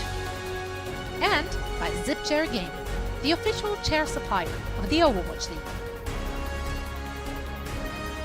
Playing that hero and rushing down the opposition, the Dragons finding themselves on the back foot, and Wolf, I don't think we expected this coming in. I mean, you know Mei is always going to be strong on Control Tower, or Control Center, excuse me, on Lijiang, where, you know, there's a lot of choke points. You're going to have the Mei Reaper be strong. You're going to have the Jonak on the Moira, hero name not coming to my mind for a moment there. I'm so bewildered by today's games. The Moira actually is going to give you a lot of AoE. It's going to be very strong. Fun fact, actually, Chengdu Panthera popularized GOATs on Lijiang Tower only in Korea, where the rest of the world was playing GOATs way before Korea. Only Chengdu Panthera was playing it, only there on Control Tower. And it's a map where that kind of style of play is popular. Shanghai wanted to use the Zarya there, and then moving into the second round, they moved away from that, obviously focused all on the Echo engages, but New York just had the staying power. They knew how to play around it. They knew how to play around the EMPs, and New York is coming to Asia to say, look, we have a great record. It was so easy in North America. Asia is easy too. Great start. Yeah, I mean, what more can you say? Where also, I mean, raising the rep of North America to a degree where I think if New York had come in here and just got steamrolled by the Dragons, which, by the way, I mean, the Dragons could bring it back and do that. But right now, does it appear like that's going to be the case? You would have the ability to go, the North American teams are not all that good. Like, what did New York do? Build up like 5 wins against the Uprising? What does it really matter? But no, the New York is looking very, very good against the Dragons. And I think for me, if they win this match and continue to play in the fashion they're playing, it puts them at #1 in the league for me. Yeah, no I think everyone puts them at #1 in the power rankings after that. I mean, Philadelphia's had their moments, and a lot of people still have them at the top. You and I have, been very wary of Philadelphia since even before the season, but we have to give them credit. I was a little bit more worried about them than I should have been, but I think for me at this moment, New York takes that #1 spot. If they crush this, especially if they get a 3-0, we're not there yet. I mean, we're obviously, the series isn't even close to ending just yet, but I am worried because if New York is able to take Shanghai out Echo-less and be so well prepared versus Echo, and Shanghai has perhaps been preparing Echo only, that could be a mismatch that Shanghai's just not ready for. Well, the thing I wonder here, too, is that New York's playing really aggressive and taking advantage of Shanghai just not reacting well. You have to wonder for the long-term meta here, how much of this is Echo not being the meta, or how much of this is New York going, even if Echo is theoretically better, we know we can play the compositions that we're comfortable with to a higher degree, so we're not going to play Echo just yet. Of course, as I say that, you look, and they are showing Echo for now. Sure. I mean, it's a substitution, too, though. They've done this with Who Are You before. They used him on Paris exclusively versus the Guangzhou Charge, where he was running Genji, some defensive Doomfist. Those stronger heroes he has slightly above Libero, arguably. Would be surprised to see Who Are You to be the player who has the better Echo than Libero, but it might just be because Who Are You has less playtime. He actually ends up playing the specialty heroes on the bench and kind of training up for these moments, even though Libero was that kind of player in the past. They're going to start with it here. It's going to be Tracer as well, so a little bit different than the Sombra dive, but functionally similar. A lot of backline threat with this, and Lijiang will do well to continue to use this Brigitte for extra protection. I think the scary thing for the Dragons here, if Sabiel B and Who Are You get in sync, where a Tracer, of course, can bring you down the half pretty quickly, and an Echo is going to do that and more if you're at 50%. So the synergy between Sabiel B and Who Are You of the utmost importance here, and the Dragons just starting to push their way through, not really wasting a ton of time, but New York, they're going to bend back. Mono gets out just in time. Yeah, I think the Dragons want to play around EMP here. So Who Are You actually gets an insane trade on the ding. All you need is that half health and then you just chase. The trade is good enough to where he can actually go ahead and commit that beam. And they have to back away. They can't fight without ding. But yeah, they're playing around EMP. They need that for the engage here. And JJoNak is kind of matching the charge right now. 56 to 66 right now. So this is a little bit scary for your win condition if you're the Dragons. New York, they're not just winning on the Echo trade, they're just winning across the board mechanically right now, and that's scary for the Dragons. Lip gonna get forced back a bit. Does build 80% towards EMP, so I think for the Dragons here, well, if you just wait for the EMP, you don't have to do anything before. Yeah, there's a really small window where you can actually hit that before JJoNak has trance, and I think that's what they're looking for.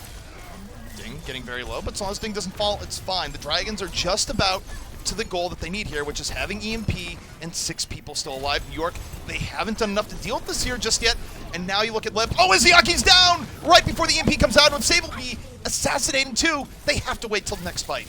And every time JJoNak is targeted, Anamo is giving him armor, so you're seeing this, relatively invulnerable Zenyatta. The battle Zenyatta is often been called as JJoNak is playing aggressively, getting that fast transcendence. He actually matches Lip. He actually was ready for it, even though it didn't happen. Lip is hiding now, hoping to find JJoNak, stepping back, hoping to find him avoiding EMP, and actually, ironically, catch him there with a right-click hack. But JJoNak was actually forward, so he still hasn't found him yet.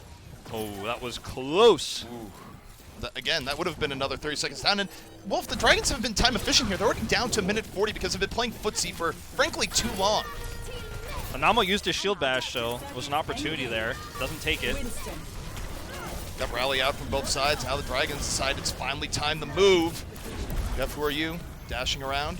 Lip holding on to EMP for a very long time here. Fearless's Primal just about done. They have the duplicate up, so could be a power play here for the Dragons between EMP and duplicate. They open the Transcendence. Everything on the table here for the Dragons. They move on in, but they can't. No, they do get Mono just in time. Mono not able to get away. And now the Dragons looking for a little bit more economy here, Wolf. They want to try and do this efficiently. Yeah, Hoppa getting in that Meg. This is actually really huge. If they can buy a lot of time here, This actually really hurts the Shanghai Dragons if they have to use any further ultimates. They don't have to use the EMP. Wait, they just...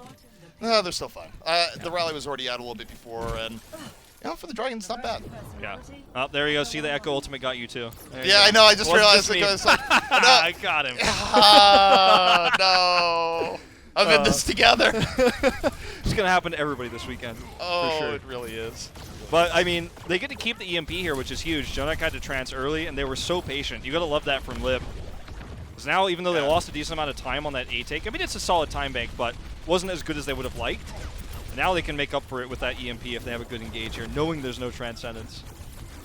I mean, this is also where you can snowball quite a bit for the Dragons, but so long as Fearless doesn't fall, where, again, the key here is that while you're waiting for the EMP, no one can fall at the same time. You have to give yourself more time, but New York, they take the initiative. They drop the self-destruct over, they dive on through, it's going to force the EMP out, but the Dragons still play around it well. They take down Mono, and here's the problem. They need to win decisively. Well, if they've only taken down Mono and the rest of New York, they're delaying. Who are you uses duplicate, and it's going to be even more stall coming in. Yeah, the duplicate usage here, I mean, it's not massive value, but it does stall quite significantly, and it's really well used in that choke point where Who Are You is going to get that Primal Rage the fastest and do a ton of damage. Shanghai has to regroup here. And getting out of this choke versus sticky bombs is really frustrating, and all the poke that Echo provides. Well, have to trade out there. Who are you, though? Able to put New York in a better spot. And, I mean, this is a scary part here. Even those Dragons are getting the better of the fight, New York's doing such a good job of delaying that it just burns time off the clock. Though, Dragons now starting to get a little bit more momentum. Who are you? Cannot die here, Wolf. New York, they still got another chance. Yeah, this is a really good opportunity if he survives. He's threatened now, actually. Doesn't want to fly above because it could have gotten hacked and then fall into his death, so has to go back to rejoin his team. So the cart moves. We're going to have to see a re-engage here. Re-engage going. Oh, Mono's immediately put into the dirt. New York, they're going to come out with the Transcendence, perhaps. I mean, I don't think they let this go for free. Jonak, he's going to do it, but it's a 4-on-6 here. It is not a good situation, and they don't get a miracle boot. That's probably going to be it. Sableby, though, in the back, looking to make this a miracle play. Hoppa's down. No, it is going to be just about all Sableby here. If anything does happen, the Dragons, though, doing a very good job of keeping everyone alive, so it should be point B to the Dragons. Yeah, it's going to be B to Dragons. Sableby buys about 30 seconds worth of time. They end up losing the Transcendence there, too, because Jonak had to commit it for them to have that real staying power there, to have the opportunity for Sableby to even potentially get some picks and start to turn that. But it's okay because Lip EMP'd, he doesn't have that ability. It's not like they need Trance for anything except contesting C itself or denying an EMP, so doesn't end up being too terrible for New York, who've really done a great job of playing safe and slow here. They're not playing around getting a big hold, but just working against the time bank. Yeah, and I mean, I think that has to be the frustrating part if you're Shanghai, where, okay, you lose Lip here early, more time goes off the clock, but even when New York loses fights right now in the series, they don't lose fights. They just continue to persist. They saw it at Control, which is more common in Control, but we're seeing it here in Eichenwald as the Dragons are down to about their final minute 50. Yeah, it's like New York is suddenly that hole in your pocket where, you know, you don't notice it at first, but suddenly all of your time is just falling out, and, you know, you look in your pocket, you're like, well, we only have a minute 39? I thought we had a great start to this round. Like, how are they chipping that away? Just thought I lost change, but now we're talking about a temporal anomaly in my pants. I don't want it, Wolf. Now the Dragons still looking for a way through. They take down the front line, and now they finally have an opportunity. Yeah, Sableby here again, trying to get into that back line. And they force the rally. They can just disengage. Looks like that's exactly what they're going to do. I actually really like how patient New York is playing this. They've got their own Trance and slow this down. And slowing down is, again, what they've been doing with Sableby. Down. Mono trying to get away here. Mono can get away. It's going to let New York delay even longer, where the Dragons are up 1, but it doesn't feel like it. With New York going in and out repeatedly, just delaying time and time again. 50 seconds left. Mono gets back to the fight, gets taken down. But Sableby takes down Lijiang. They're just continually gumming up Shanghai. Yeah, they just really want to push this to overtime. They might get more than that if Sableby can get another pick here. Void's got self-destruct, so on the point they can actually stay long here. But they need to get picks. Trading like this isn't good enough for Shanghai. They're losing time. Yeah, and New York, again, they're not necessarily winning this fight, but they're stalling out repeatedly. It's been one long fight that really hasn't ended, but the one thing that has ended is Shanghai's time. 17 seconds left, and stalling this into overtime would be huge for New York. I mean, this actually is holdable now, too. The Trance actually gives them a re-engage. They have that armor. Lip's EMP not too effective. Well, Dragons are getting a critical mass of pickoffs here at the choke point, but look at the time. It's brought down into overtime. New York has a clear win condition now for their attack. So even though the Dragons, you look at the kill feed and you go, wow, they've been dominating. But New York just drains the time down. It's a very interesting way to play Overwatch. It certainly is. Unfortunate timing there on Sabielby's recall. Mono was waiting to further stall that. I think there was a world where if things had gone a little bit better for New York and Mono had gotten Primal Rage, they might have actually been able to eventually win that. But, you know, as we were harping on throughout that entire push for Shanghai, New York was never playing for preventing CE. They were always playing for an overtime finish. New York's had great times so far in their last few matches, especially against the Guangzhou Charge. So playing for, you know, just finishing this map with a time bank and then saying, okay, Shanghai, you've got draw best case scenario, is something that's very New York-like. They're a very passive team. It's kind of always their MO to play for a chess-like win condition and not always playing for the big flashy plays, the perfect counter ultimates. And it was just a slow time burn. You love to see it. Yeah, and I mean, I think it's just playing the objective in its purest form, right? Where, okay, that turns into a meme where it goes, yeah, I'm dying all the time, but I'm on the objective. New York took that away from a meme into a reality there where it was a very interesting thing to cast where, okay, Dragons are an eternally winning fight, but they're winning so slowly that it's kind of like they didn't win at all. Yeah. Interestingly, too, we saw another Zenyatta duplication from Ding. He did end up duplicating the Jonak Zenyatta there for a Transcendence, so I think we're going to see a little bit more of that. That seems to be a trend, not always just the main tank duplication. Is New York, the really unique composition here, at least out of the gates, and you know, normally when you see a Roadhog like this, it's just for a potential pick on somebody who's trying to flank. Something like a Tracer or a Sombra comes to mind oftentimes in this meta, but it's actually sticking with it. Well, Roadhog is something Winston's always had to respect, and speaking of Winston's respecting, Fearless just barely able to get away from Who Are You. Very heavy damage coming in as New York look to plot their attack, but Fearless can't be as aggressive here, Wolf. Yeah, he certainly cannot. Going to have to be very, very safe every time that hook is up. Speaking of hooks... Ooh. Appa finds Lip early, and this puts New York in a really good advantage. And if there's going to be a difference between the two teams, how do they play a man up? Where New York, they simply don't fall, but New York, when they're a man up, they just roll over the Dragons. This is so decisive, Wolf, and it's a big difference from the defense we saw a round ago. Well, it's all, a lot of this is actually playing around, too, the fact that they have the Echo, right, and they have the Focusing Beam, which really, really destroys half-health targets. You see Who Are You a lot of the time in the kill feed with that Focusing Beam because this composition actually has a ton of poke. You have the shields that Mono drops down, but then he just spams damage in. Hotball is right-clicking, doing damage if he's not getting picks with hooks. All the chunking coming through from Jonak as well, then suddenly Who Are You just has great targets for Focusing Beam. And I like how they're utilizing this composition completely unique here. And the third type of play we've seen from New York already in 2 maps. It's been very varied from New York, and I mean, it shows just how flexible they could be. Of course, they had some changes in their coaching staff to a degree in the offseason. People wondered what would happen, and New York still looking as good as ever. Sabielby in the back gets the stick. Ana out of the fight, and now we'll see where's Who Are You. A lot of people low in the back, and this is where Who Are You can go in and clean up, and he does. Gets Lip. That's the synergy you need between your Tracer and your Echo. Yeah, exactly. That's what you were talking about from the beginning. I mean, Echo is just like Pharah in that if a Tracer finds a target, it's really easy because she's so mobile to chase that target down, but because of that Focusing Beam as well, you know, it's almost guaranteed the finish. You don't even have to have Pharah accuracy to finish it off. You just press E and run through. Shanghai are taking a beating here, but they do have EMP for the contest.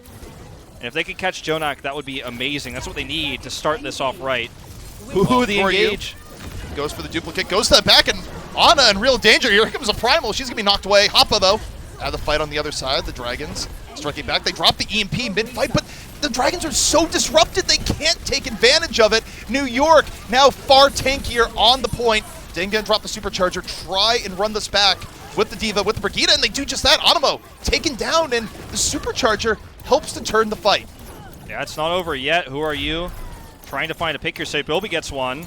Yeah, Who Are You's losing this duel, but Shanghai has spawn advantage. Eventually, this is going to get turned around. Hoppa actually going to end up wasting his ultimate there. He may be swapping. He's obviously a lot less valuable on this bridge. He actually died previously to Lijiang, as you pointed out, from a whip shot there. Actually was knocked off the map, and yeah, he will swap to D.Va. You're very vulnerable to environmental kills on the bridge as Roadhog, so he just doesn't have any way to... If he gets hit off, he's off. Yeah, I mean, sometimes pigs don't fly, Wolf, especially with Roadhog, where they just don't fly. Yeah, I mean, But, look, D.Va gives you the ability to control this high ground, low ground. You know, you have the survivability, much more staying power in terms of verticality here on that hero. So the Dragons, they stabilize, trying to even the time bank advantage. New York still working at a time edge relative to where Shanghai was around to go. But this gets dangerous for New York if this fight does not go well. That's where they find themselves in a hole and might not be able to finish with over a minute left. The Dragons being very passive here, Wolf, and I think it's the right approach. Yeah, it certainly is. They have Nano Boost, and Ding's actually soon to have another duplicate. So, I mean, there's a infinite health Winston soon to approach. Not if Ana dies. Who Are You goes in, gets the primal, does not get burst down immediately, but with Hoppa down again early, it's going to be tough. Fearless, though, off on the other side, 5-on-5. Sabi will be making room on the other edge of battle. But is that enough? Lip is still in there, able to drop the EMP. The Dragons really taking a page out of New York's book here, where they lose a little bit in the early fight, they come back in, they delay, but Sabi will be still making it interesting. Yeah, Ding here duplicating the Tracer might not have been the right move. You know, it's going to be great if you're the attacking team because you can keep touching the point, but as a defender, you don't get a whole lot of value out of that one usually. Shanghai should probably just simply give this up at this point because they're speeding over ult charge.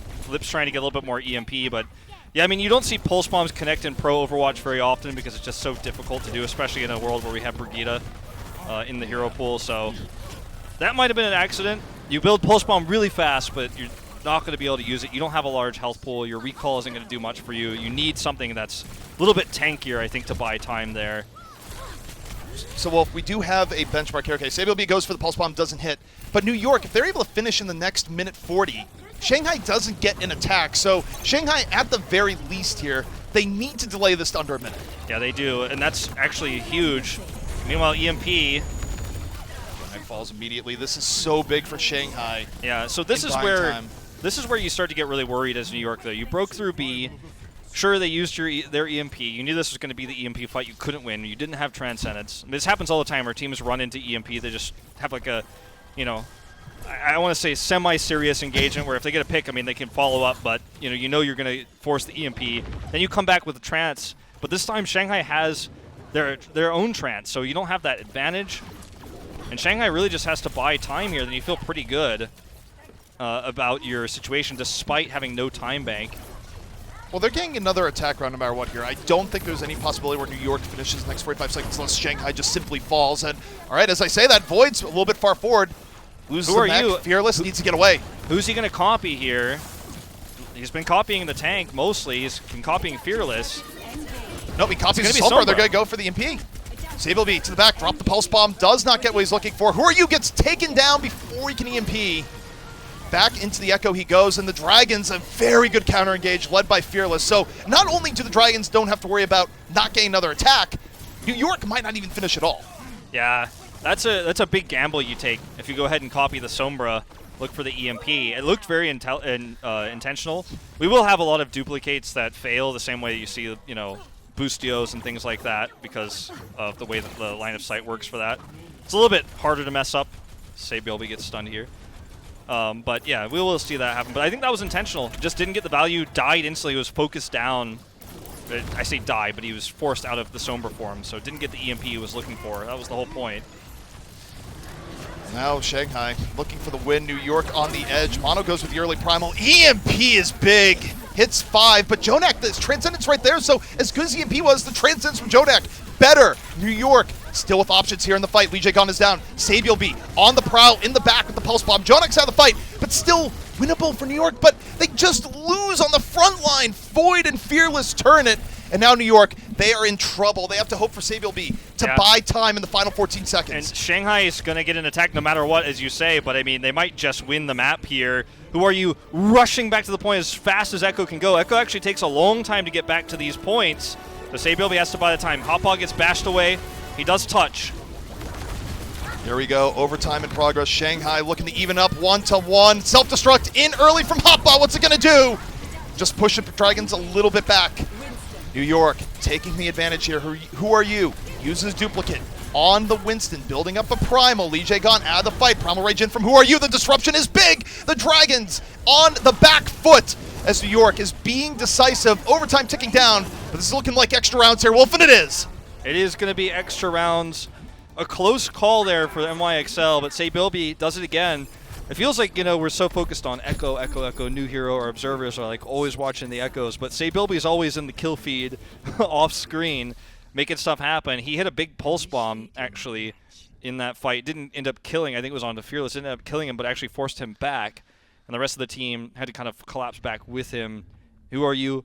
This time, duplicated Fearless, went for the Winston, which gave them a lot more potential to actually force that fight into their favor. As the attackers on, you know, any position where there's a checkpoint and your opponent has spawn advantage, whether it's B of Assault, whether it's B or C of Hybrid or, you know, Escort, the real winning moment is when you start to get 4 kills, you know, and then the other team just can't rush back to the point and can't defend regardless. We've had a lot of changes to the game in that regard as well, you know, as more and more die and more on the point, you takes longer to respawn, etc. But my point is the last engage we had with Who Are You trying to go for the EMP wasn't that kind of fight, but with him going in for Fearless and that duplicate, looking for the Winston, gives you that ability to get 2 and 3 kills and then push for the 4th and push in deep and finish them off. Well, it's not just that, too. I think one of the advantages of running Tracer the way New York is that Tracer's just better at cleanup when you have an advantage. Sombra might be better with the EMP and giving the initial advantage in the fight, but it leaves you open to getting stalled the way New York has been doing. But New York, when they get an edge right now, Wolf, they just clean it up very quickly. Yeah, you know, you're not reliant on EMP. You have more consistent damage, absolutely. And that's the trade-off here in terms of compositions for the most part. I mean, you've got a Zenyatta, too. It's so much easier to get those kills as Saybilby here. The Discord Orb just making it so difficult for Fearless and Void to even close the gap, while Who Are You just takes a different angle. No EMP charge here, barely. Very tense between both teams right now. Neither one get the first pick. Lip getting very low while trying to build EMP, of course. Early EMP would be an early point type, but Fearless is bursted down. Saybilby all over it, set up by Animo on the stun. Great coordination by New York. Saybilby just barely able to recall out. And now the Dragons are going to overtime. They have to go in with 5 Wolf. They cannot wait for Fearless in full. Yeah, they can't. They have to go in. Void touches. He's stunned, though, and going to get DMAC, looks like. Were you in the back looking for the pickoff? Finds Ding! Ding had nowhere to go, got hunted. And now New York looking for the first point hold. Not a perfect first point hold. They give up 39.4. So still winnable for the Dragons, but their progress is halted here. And New York has put themselves in a very good position. They really have. Nothing in the series. I really like what you point out about the trade-off between a Tracer and a Sombra, because I feel like that's exactly what we saw even on that point as well. Saybilby is getting picks with Discord Orbs, with Jonak helping him out. And the difference between Sombra and Tracer, they both even have the same E ability almost, right? Like there's Recall, there's Translocate, which will save you like a Recall will. But the team fight ultimate is the one that really puts Sombra more at the forefront of the meta. That's why Sombra's always been more prevalent than Tracer, because she has this ultimate that can change the entirety of a team fight. It can take a support ultimate away. But when you're playing with 1 minute and you can't build that important team fight ultimate, you can't get that EMP until overtime is ticking down. The Tracer, a good Tracer player, is going to get more value in that 60 seconds, and that's what Saybilby did. And New York, once again, want to run this Roadhog composition. I have questions about this, because if this doesn't pop off early, you know, you're just going to be, I mean, really down a diva, if that makes sense. There's a big change here, though. There's a really big change for New York where you see the difference in playstyle when there's only 1 minute left. Right now, I mean, we'll see if it holds true, but they're looking for the Hangzhou. They're just looking for a fight that they can win early, no ults required. One shot is all it takes, and yeah, this is what New York is banking on right now. Where, by the way, they do have to have some success here. This is not draw territory. Yeah, it's losable.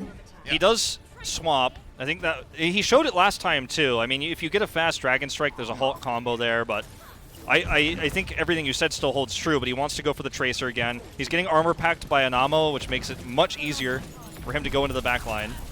Anamo's just crushing Lip at every turn, though, it feels. I don't like the Sombra early here in the defense. I don't know if it's going to get the value they're looking for. I don't think you can reliably build an EMP in the next 30 seconds. So New York playing hand advantage, but There is the hack to the back on the mono. Forces it back a little bit, but Void got super low, ends up getting T-Max. There's the hook on the Fearless, and the front line for the Dragons does not exist. Hop on lives too. Oh, New York immediately there in the cleanup, and that is it. New York 2-0 at the half. Roadhog's such a great hero at getting that damage done to help Who Are You get those final blows, get those kills. One of Hoppa's favorites since the beginning of his career, all the way back on LW Red. He pulls it out here. New York showing 3 different unique compositions, completely different styles from each other, and making them work and stealing that map away. It looked risky, their playstyle, their very slow burn playstyle, defending B and then going into C, slowing that time bank. But, you know, it paid off in the end. They had the better 1-minute teamfight composition. Yeah, I mean, New York, everything you see them do, it's done with a purpose. The execution is there. The coordination between Sableby and Who Are You, we wondered where it would be. It was quite good, especially between Tracer and Echo. And New York looking like the team to beat. The Dragons in dire straits. We're going to take a quick break. When we come back, some halftime analysis. The Overwatch League is brought to you by ZipChair Gaming, the official chair supplier of the Overwatch League.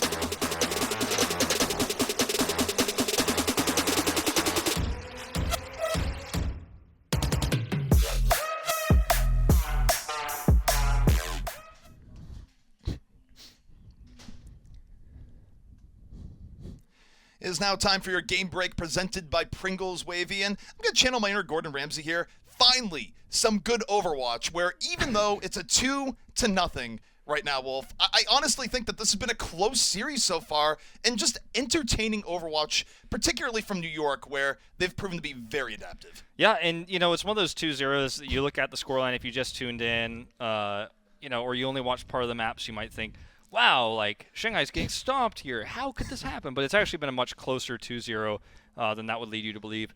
Control was a little bit wonky, where New York kind of caught Shanghai off guard, I think, echoless. And it was still fairly close, but then obviously as we went into Eichenwald, 2 playstyles clashed completely. But we still went down to the wire. We still went down to that 1 minute each overtime. So very close second map. I think there's really this is still anyone's game to take if Shanghai could just step it up a little bit. Definitely agree. I mean, I think the last map we just saw was evidence of that, right? It went to extra rounds. Both teams had a minute. I mean, even when one team is dominating the other, if you get into that situation, it is anyone's game.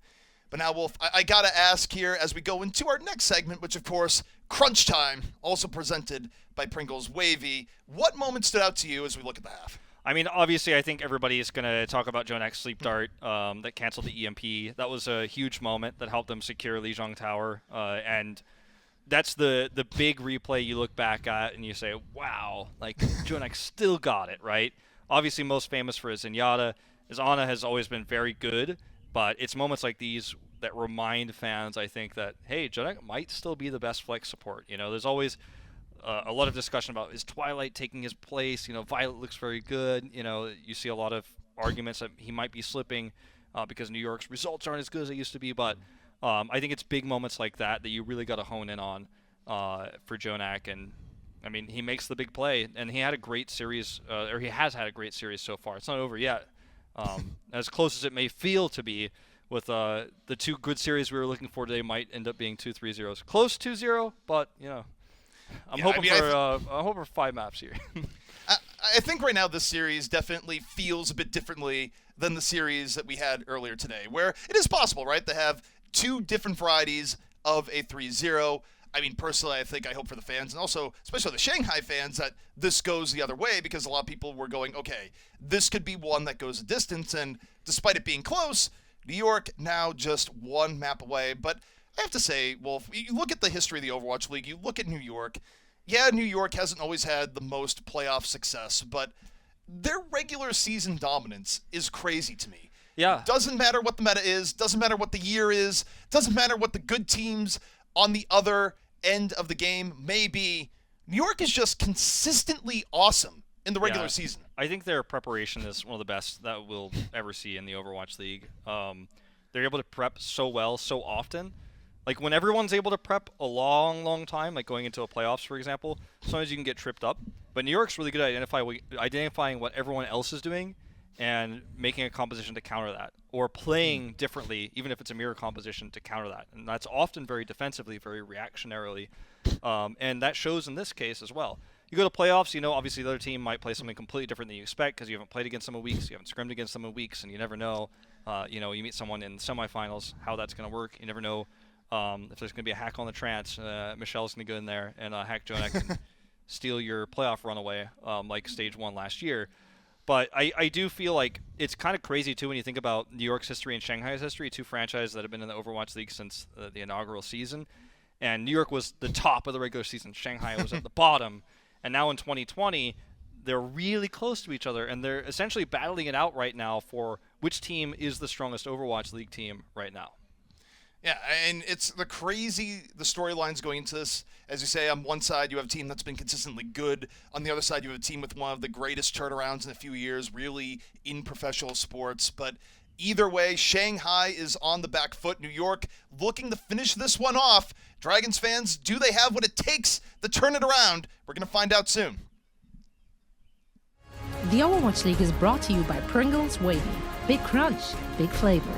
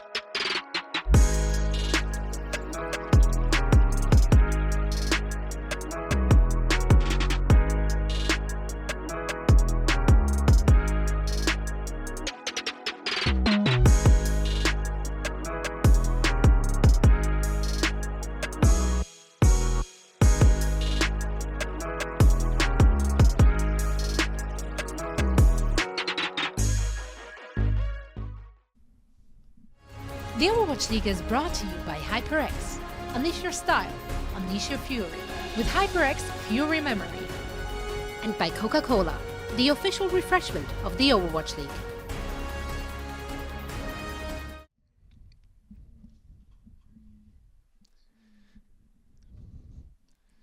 New York on the verge of shattering the power rankings if they can get just one more map over the Shanghai Dragons. I'm ZP here with Wolf, filling in for Ilios, who's feeling a little bit sick today. And Wolf, this matchup so far, New York has looked brilliant. They really have. I mean, they're playing passively oftentimes, but playing smartly, predicting what Shanghai is going to do, preparing counter compositions. I really just love to see this sort of creative thinking and going against the meta. Usually in Overwatch history, historically speaking, it doesn't work out very well for most teams, but we're starting to see more and more teams do it right now with this weekly meta that we're seeing that hero pools have created.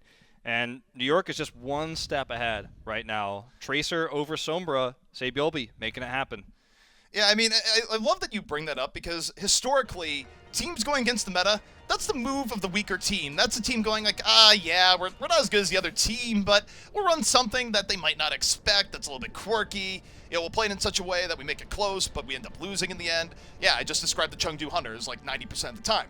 But I do think that this is something that New York, they've taken an analytical approach to the meta. They are still running Echo here past control, and they've just shown different looks, as you brought up, Wolf, and it's been cool to see them execute really well on each individual look.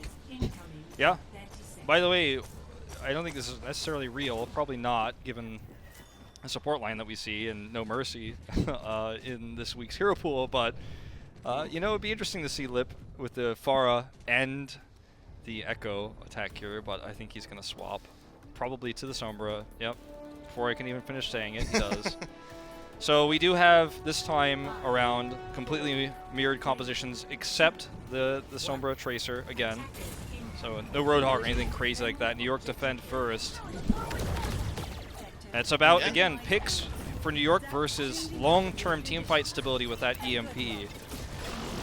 And the biggest thing the Dragons can do to make the Sombra pick work well is Lip needs to build the EMP quicker. I think sometimes it's taking a long time. Fearless gets poked down early, and you just see until EMP is a factor, the amount of pressure New York can put on between the Echo and Tracer is pretty wild to me. I think the presence of Echo just makes Tracer that much more deadly. And Ding, though, gets the turn! Takes down Saebyeolbe. It was close, but that return fire puts Dragons in a great spot for point A. Yeah, this is definitely stallable on the side of New York, especially with this pick onto Lip. Well, Lip's out of it, so now we go into New York where even if they lose, do they lose well? And okay, they're going to lose. They just lost Anamo and Happa. This is not going to be a long delay. And in fact, the Dragons, pretty decisive on the cleanup this time around. Yeah, Saebyeolbe is looking for damage here onto Ding, which means he's not even going to stall. They're just going to back off. They don't want to feed over more ult charge at this point, especially when you've got EMP on the playing field and Jonak isn't ready for that just yet. New York love to play their counter dives with Mono and Saebyeolbe so much, especially when Winston v Winston, and they tried to do it here again, but that opening pick for Shanghai just really collapses everything New York was trying to build there. Who Are You is going to have ult here in this longer fight, so it's not, I don't think, a take that Shanghai can have. They can't fully take B here, barring a disaster for New York. Well, I think it depends. If Shanghai, they wait a little bit for EMP, I think there's a chance, but they're not looking to solo play at all. They're going directly to the point. I think they're going to force Transcendence here in a moment. Void getting pretty low. Izayaki is where you usually see a Zen trying to go for it, but no, they find enough time for the EMP. Lip goes for it. Ends up hitting 4 for New York. Jonak's hacked! Oh, Jonak can't get away! And now, 6-on-5, Dragons have a good opportunity here. Izayaki still holding on to Transcendence. XL not going to have it for a while, and Shanghai, they're almost here, and they haven't even used Transcendence. New York on the verge of losing point B, and can only be described as a speed run. I cannot believe Who Are You duplicated. I cannot believe he duplicated Sombra instead of Winston there. Absolutely the wrong choice. Winston can give you so much more stalling power. He might not have been able to get Primal Rage, essentially 1v6 there, but a bit mind-boggling to see the Sombra duplication there instead of the Winston, because Winston can stall for even a second longer on the point, and then maybe you get the Primal if Shanghai doesn't focus you down correctly, or you see someone else touch the point for a second, and you could buy time. But yeah, I mean, I was shocked that they got the double cap. I said it at the beginning, this is pretty unlikely, but you mentioned the EMP effect, and how much that can really wreck the ult economy. And you know, with Who Are You having such a weird decision there with his duplicate to not hit Fearless, but in fact to copy Lip. It's kind of strange. It's not the first time he's done it, right? You know, I feel like a lot of people might be wondering, especially on Eichenwald, did he really mean to duplicate the Sombra? And it looks like stylistically, especially because he's a DPS player, that might be where he wants to go. And maybe he was thinking, okay, my team can stall, I can build EMP, and we can defend this rather than stall this. But I think that was a bit of a pipe dream. I feel like duplicating the Sombra is, I'd said it before, but just to kind of explain, it's high risk because not only are you squishier while building it up relative to other heroes to an extent, but EMP is something that you can't always force. You have to wait for the right opportunity, but you know, Echo Ult, it lasts for a while, but it doesn't last long enough to necessarily look for the best EMP in the short window after building it to going back to Echo for him. So, I mean, I think it's a difficult play to pull off a lot of the time. Yeah. Looks like we're going to see a difficult play to pull off here as well, the teleport strategy. Who Are You? Porting around the left side, so another fourth completely different composition here for New York. It's similar to what we saw previously because it is Orisa Hog, but he's going to swap after teleporting back to the Echo to try to rejoin. They get the high ground, but they don't have an angle to look for hooks. Halt hooks here. Very difficult, actually, at this angle, and kind of just going to have to back off and wait for Who Are You to rejoin. This is a bit awkward for New York. Yeah, I mean, the problem is, as you mentioned earlier, Echo's a little bit slow, so they do burn time just waiting in the corner, waiting for Who Are You to rejoin, Who Are You back into the fight. Dragons holding back. Bear in mind, the Dragons are running Rhine here, so they have given Who Are You a very juicy target once he builds an ult, but speaking of Echo ults, oh, Ding is down! Who Are You got the chase right then and there. And now New York with an easy 6-on-5, and I do wonder what the Dragons do here. They have the EMP, they're gonna have to drop it, an uneven number situation, but they're pushed back. Not quite poked down. Now they drop the EMP, hits 5, and Jonax is just erased from existence. Void right there on the follow-through. And the Dragons, really good patience and an even better EMP. Yeah, I think New York really jumped the gun on taking a hard engage there after the pick. I mean, obviously, you're going to be able to chunk down Fearless's barrier pretty quickly with the right clicks, and I think they could have just played that a lot slower instead of playing into Lip's hands. They didn't have a Transcendence, so they're going to have to deal with the EMP regardless. I think slow playing that, maybe forcing the Lip to use his EMP aggressively rather than defensively when they were all on the point could have given them more opportunities. But when your opponent has 5 minutes of a time bank, you don't like playing slow, you don't like playing patient, even if you're in New York. So I think they just got a little bit ahead of themselves there. As you see Hotba now swapping over to the D.Va. The Roadhog strategy's not going to work out as well as they would have hoped. Definitely not. And I mean, here I think they just really pin their hopes and dreams on Who Are You getting the duplicate off onto Fearless. Who Are You's getting checked here to a degree. Who Are You's going a little more aggressive build, ult ends up getting low, but Izayaki gets caught on the other end. So New York, again, working with a big advantage. Lip is not going to have EMP up this time, so New York should be able to just go in. Dang. Well, uses Brigitte. Mono out of the fight. Sable though, got to the back. Takes down Fearless. Not going to be available to clone for Echo here, though. Yeah, that's awkward. Yeah, but it doesn't matter. Sable is just rolling around. So good cleanup from New York. They get to save the Echo ult for point B. And I wonder here, if you're Fearless, do you stay on the Rhine and give that duplicate opportunity up for Who Are You? That's almost like a philosophical question, right? Because it's tough to identify the correct choice. You've got your own shatter, but Who Are You could shatter from the sky if he gets a nice angle. You have to be really vigilant, I think, as Fearless to actually make sure you don't give line of sight. You've got to keep your barrier up, or you even have to play back. Because if you give a crazy shatter angle, it can all be over in a second. Yeah, you already have the better time bank, so why not just play safe? This is really awkward. I think if you're Fearless, wait, Who Are You goes for the clone on the Brigitte, so they don't have to worry about the shatter anymore. Fearless has a really big shatter opportunity of his own, drops shatter, and Who Are You just about to get sent back to Echo form here. Perhaps low HP, gonna happen either way. Drops the rally though before falling. Now Who Are You back in the Echo. New York taking a long time in this fight for not much result as Mono falls. Yeah, Rally doesn't work like that the way I think he wants it to get that armor there.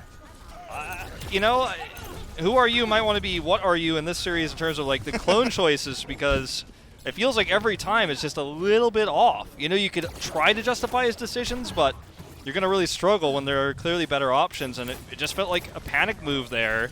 New York already down on time, and now that lead for the Shanghai Dragons is extended.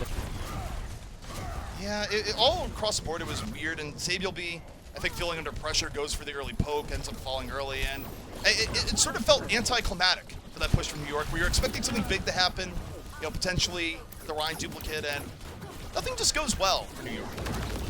Yeah, this is rough. And Fearless is in a great position to even, yeah, he just swaps. He doesn't have a Shatter anymore. He doesn't need to play the Ryan, doesn't need to give that unnecessary risk, you know, to Who Are You? Or, you know, give them that opportunity, that risk that they have of that side Shatter.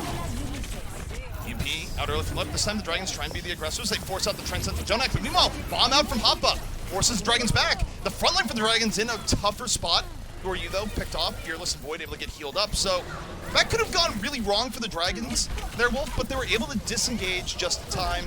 But still forces a duplicate out here from Ding, but Sableby trying to make something happen, but New York just pushed back a bit as we move in. But if Ding falls, there's a real opportunity for New York. Yeah, Ding escapes, but he can't do the damage they need him to do. Void is just trying to tag Shanghai in big trouble here in terms of defending. It's very all over the place, but the Dragons haven't lost anyone just yet. Even as New York is getting more advantage, they're getting ticks on the point. The Dragons still have a full 6, but at some point they gotta go forward. Fearless ends up getting picked, and now Sableby on the hunt once more. And New York just about there. Dragons are still 5 up. They can delay for a while here, but the EMP coming on out here from Who Are You off the duplicate, but there's a real EMP out from Lip. Off on the other end, hits 3, and Sableby, the one person that's getting things done. I'm not a believer in this Who Are You EMP strategy. I mean, he gets the EMP this time, but Shanghai is still surviving, still buying time. You're already 4 minutes behind. You might be worse than that. Yeah, this is, I mean, New York, they're slowly grinding this out. The Dragons are in retreat, and that should be it. They finally clear enough off the point. No small part to the Sableby.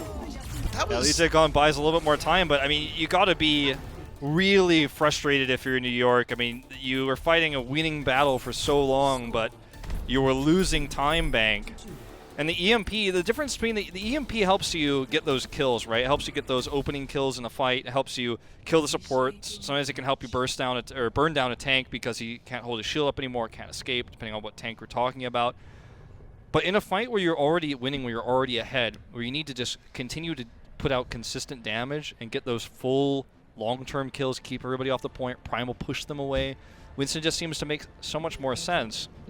And, I mean, I don't want to pass judgment on Who Are You. This is literally our first day professional Overwatch League Echo, and it could be at the end of the day that because Sombra builds EMP so quickly, it becomes the meta and it's the most common duplication target. But right now, I can't help but wonder on a lot of these duplicates that we're seeing coming up from Who Are You is the target correct?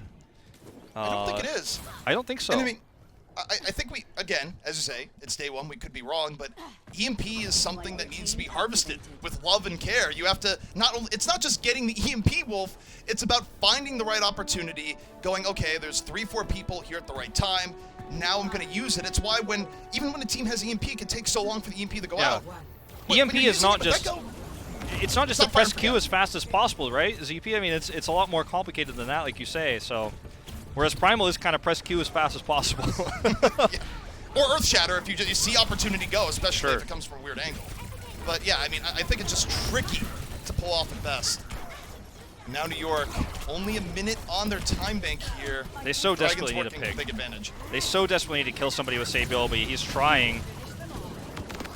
Mono picked off immediately, and you can just feel some of the desperation from the New York Excelsior here. But Sableby, again, being the hero, where it's not on screen a lot, but you see Sableby just, if you don't see him on screen, know that he's in the back line.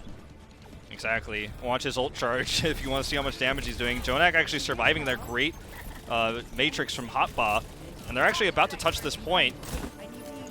This is a really good opportunity here for NYXL to win this longer fight. All they need is really one more pick. And Who Are You in the skies, Ding, they head on the charge. New York, last opportunity here, mid-overtime, both teams 6-on-6. New York a little bit lower in the poke battle. Ding getting very, very close, 92%. Duplicate, about to be potentially the fight decider here. But the UF Sableby, the other X Factor on the other side, 99%. Pulse bomb built up, diving on in. Lijiang already out of the fight. New York charging on over with the Transcendence. EMP though, out from Blip. to the heart of NYXL on the other end, and Void and Liv do more to turn the fight. The Dragons flip it all around. Just when you think New York is going to have a last-minute charge, it stopped. Yeah, they had to trance to take that fight. You know, they had to use that extra healing to be able to have that point presence, but that means that Shanghai Dragons can kind of play slow during the healing and then EMP afterwards. It's a catch-22 problem if you're a Jonak. If you don't Transcendence, then the rest of your team is just going to get bled out before they can really put up a really good fight on the point. But you know, then the trance you have for EMP won't matter because your teammates are dead. If you do Transcendence to keep your teammates alive and have that point presence, then you're going to have a big problem when the EMP comes out afterwards.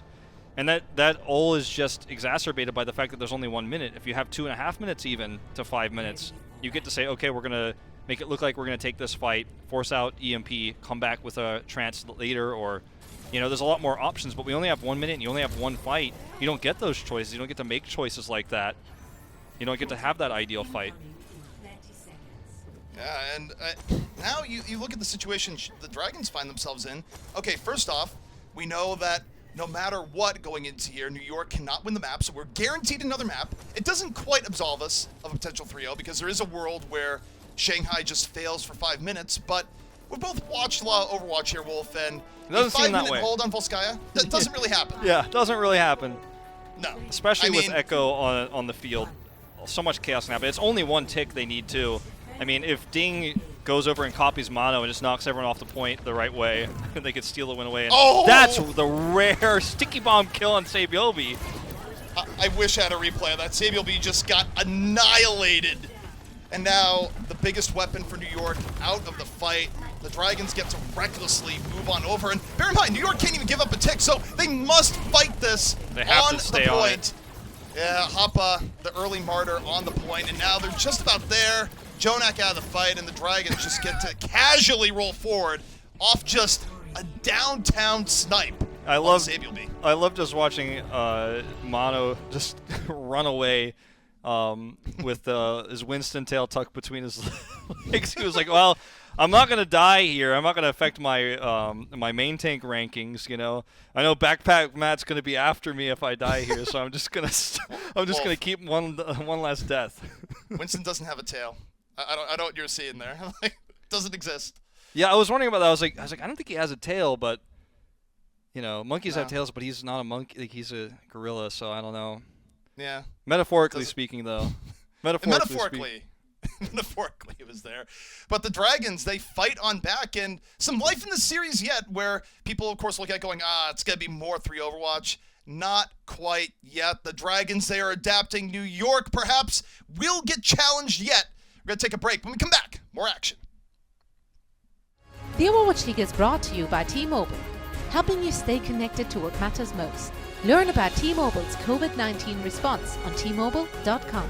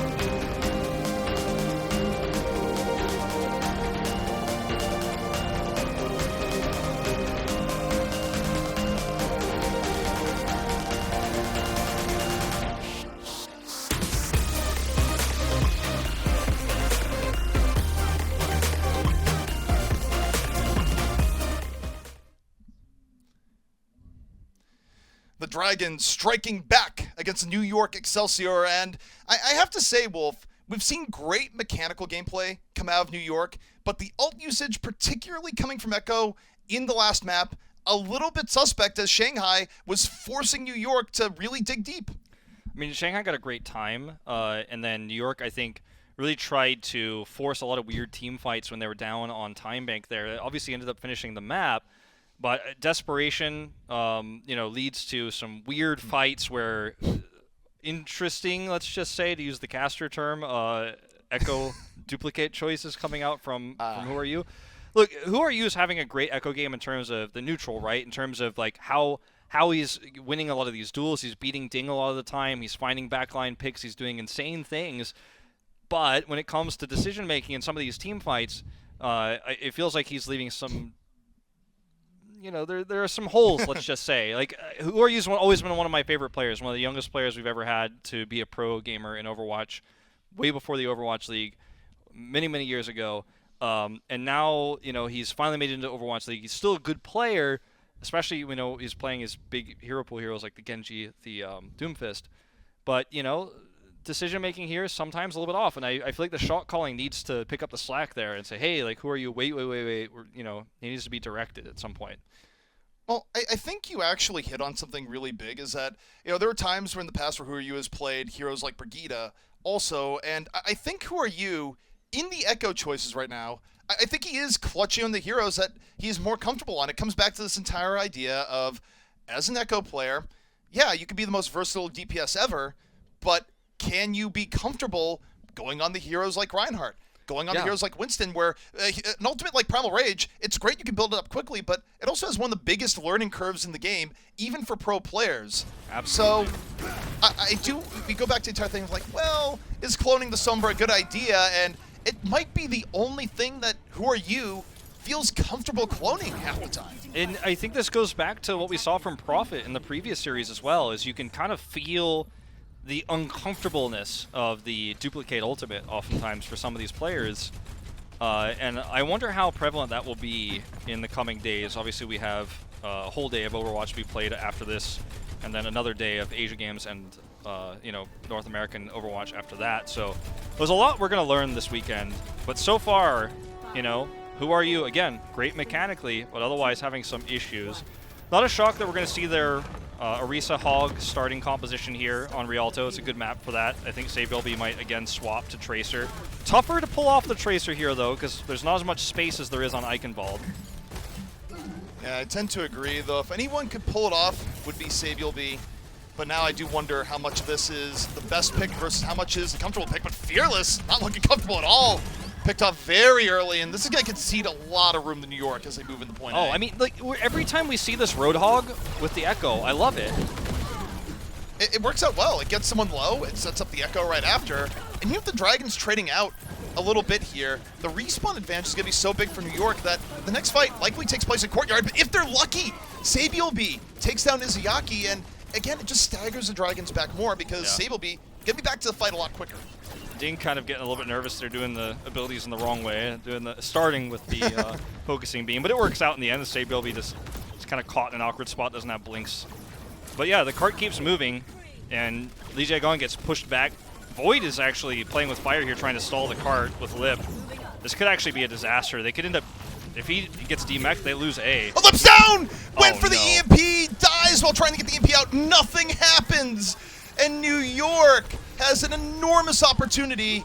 And by the way, well, this has been a tough day for Sombras and EMPs. It has been. I mean, I talked about the patch, in Roll Q, when Roll Q came out, that gave the extra delay, but it does make it a lot harder to be a Sombra main in this meta. And that was a hook that actually pulled him out of it. Yeah, and now the Dragons, okay, you're down your Winston. Your ability to delay BD on the point is tough, but okay, your self-destruct hit Sanamo. I don't think it's enough. Sabilby still just doing whatever he wants in the back, but it does force out support ults here from New York. They have to use the Transcendence.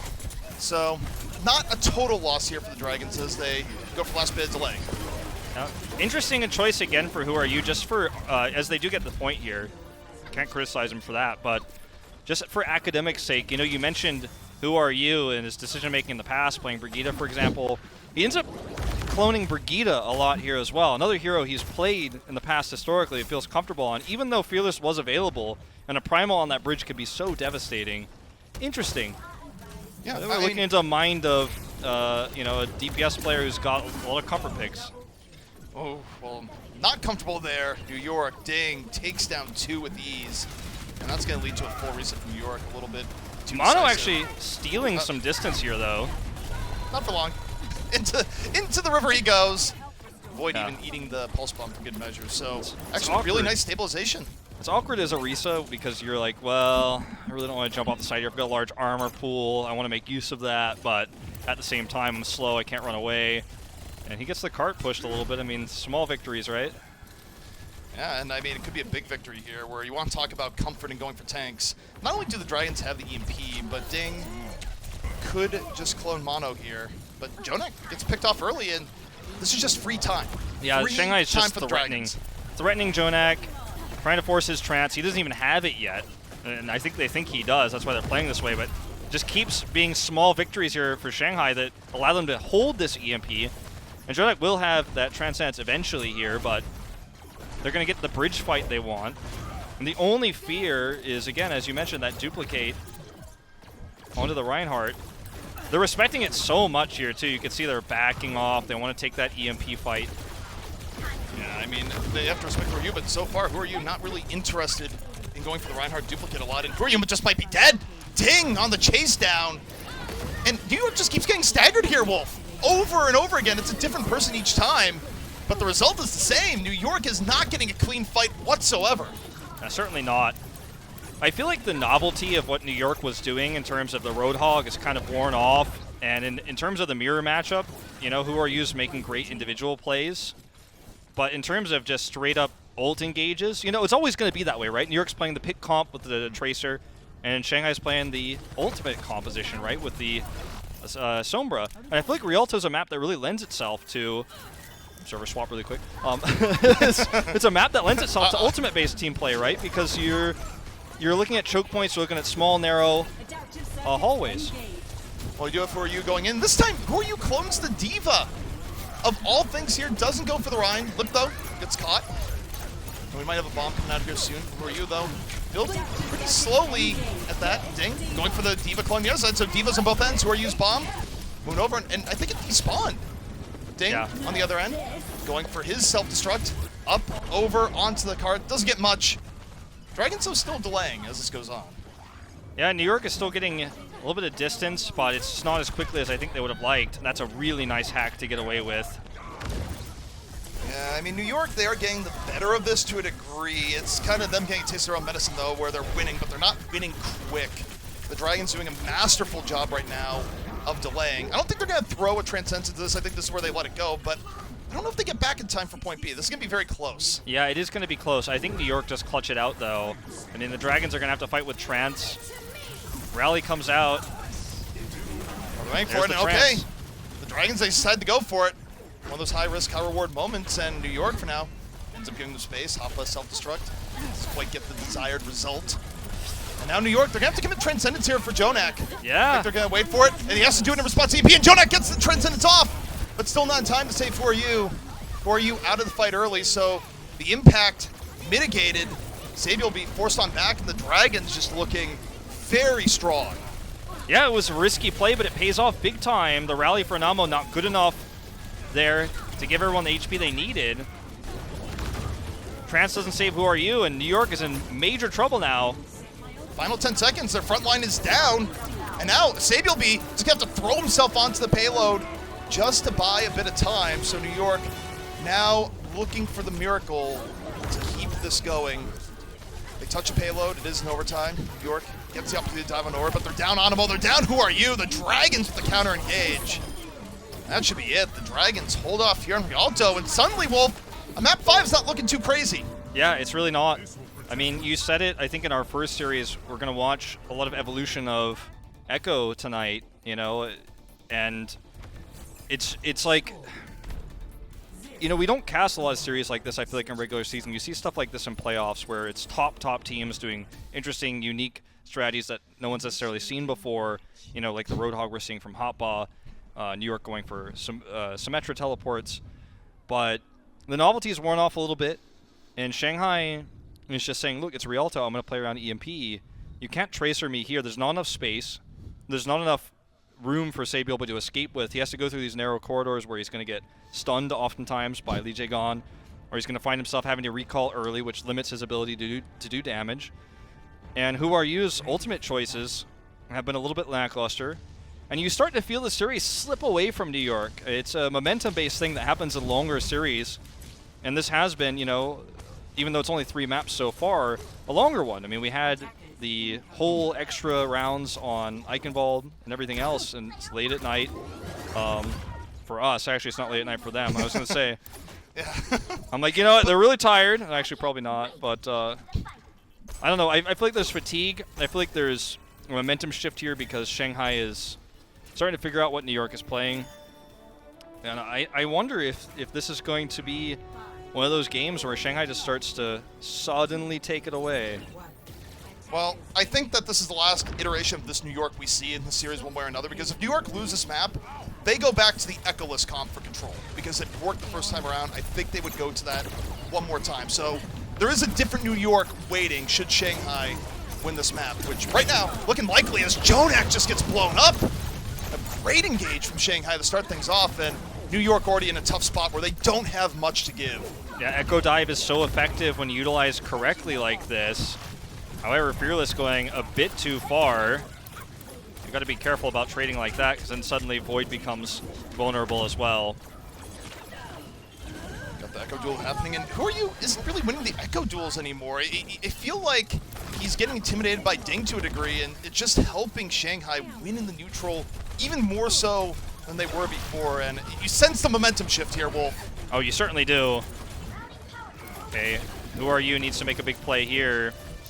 Unfortunately, oh no, they don't even touch a point! Yeah. Disaster for New York. Really New York good zoning from the Dragons. It's good zoning, but this still shouldn't happen. It shouldn't happen. New York is stuck in their own head right now. They're going to stagger. They're going to give up even more room to the Dragons.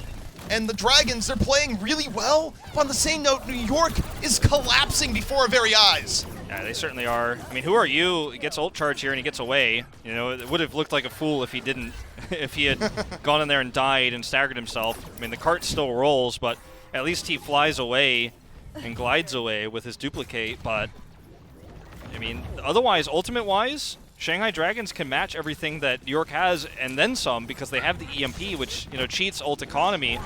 As long as Lip doesn't get found out. Yeah, I mean, as long as Lip gets a good engage here, it's looking okay for the Dragons. There's the EMP, and it hits 5. That's more than good enough. Sabiel B, first of all there. Jonak having to drop the Transcendence and keep New York in the fight. But Sabiel B down so early, it's not easily turnable at all. Ding still holding on to the Echo. Who Are You? Clones of Brigitte. Dragons are still very much in the fight. And okay, Ding goes for Brigitte clone on the other end. The Dragons gain way more courtesy of Void.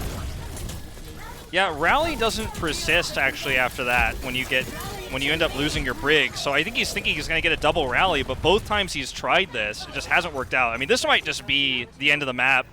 They're staggered. He lost his duplicate. He's not going to be able to use it to contest anymore by cloning Fearless. What a mess for New York. Well, the final opportunity to delay, and Sabiel B has to throw himself onto the point, is immediately dispatched by Lijiang. And the Dragons are playing so composed right now as New York just really hasn't had a chance to catch their breath. And they don't have any more opportunities to do so here. Down 1, Lip drops EMP. Goodbye, good night. The Dragons force their way right to a map 5. And New York looks shook. Yeah, New York definitely looks shaken here. I mean, this series is slipping through their fingers. I mean, it got closer and closer. Obviously, we started off on Lijiang Tower. Fairly close control, but they had a tight lid on it because they surprised Shanghai. Go into Eichenwald, surprise Shanghai again, have a really interesting defensive style of burning the clock. Close map there, but they take it with smart play, with Sabiel B Tracer on an open map. But the further down the line we go, it just feels like Shanghai is starting to figure them out. Who Are You's decision-making on the Echo ultimates are costing them big. And I feel like I hate doing this as a caster where I harp on one specific point, but I just keep noticing it over and over again. And I'm watching Ding. I'm like, look at these duplicates. Look at the value. And then I can't say the same thing about Who Are You's. Yeah, and I mean, I think you have to give credit too to how Shanghai has adapted throughout all of it, where you're seeing Sabiel be under a lot more pressure early on. Sabiel B is going in for the early pickoffs and just meets into a brick wall. I think inherently in this meta, you focus the Echo as a main threat. Shanghai has changed their approach. They're going, no. Sabiel B is the threat, and it's forced Who Are You to make plays, and it has not gone well for New York. And New York, at some point, just let everything slip away. Yeah, However, Rialto is also just, I feel like one of those maps is not as good for Tracer. No. But that does bring us to a map 5, which means the Dragons, after a tough start, are on the verge of bringing this back. It's reverse sweep territory now. New York, are they going to make any changes for map 5? We're going to have to find out. Coca-Cola is the official refreshment of the Overwatch League.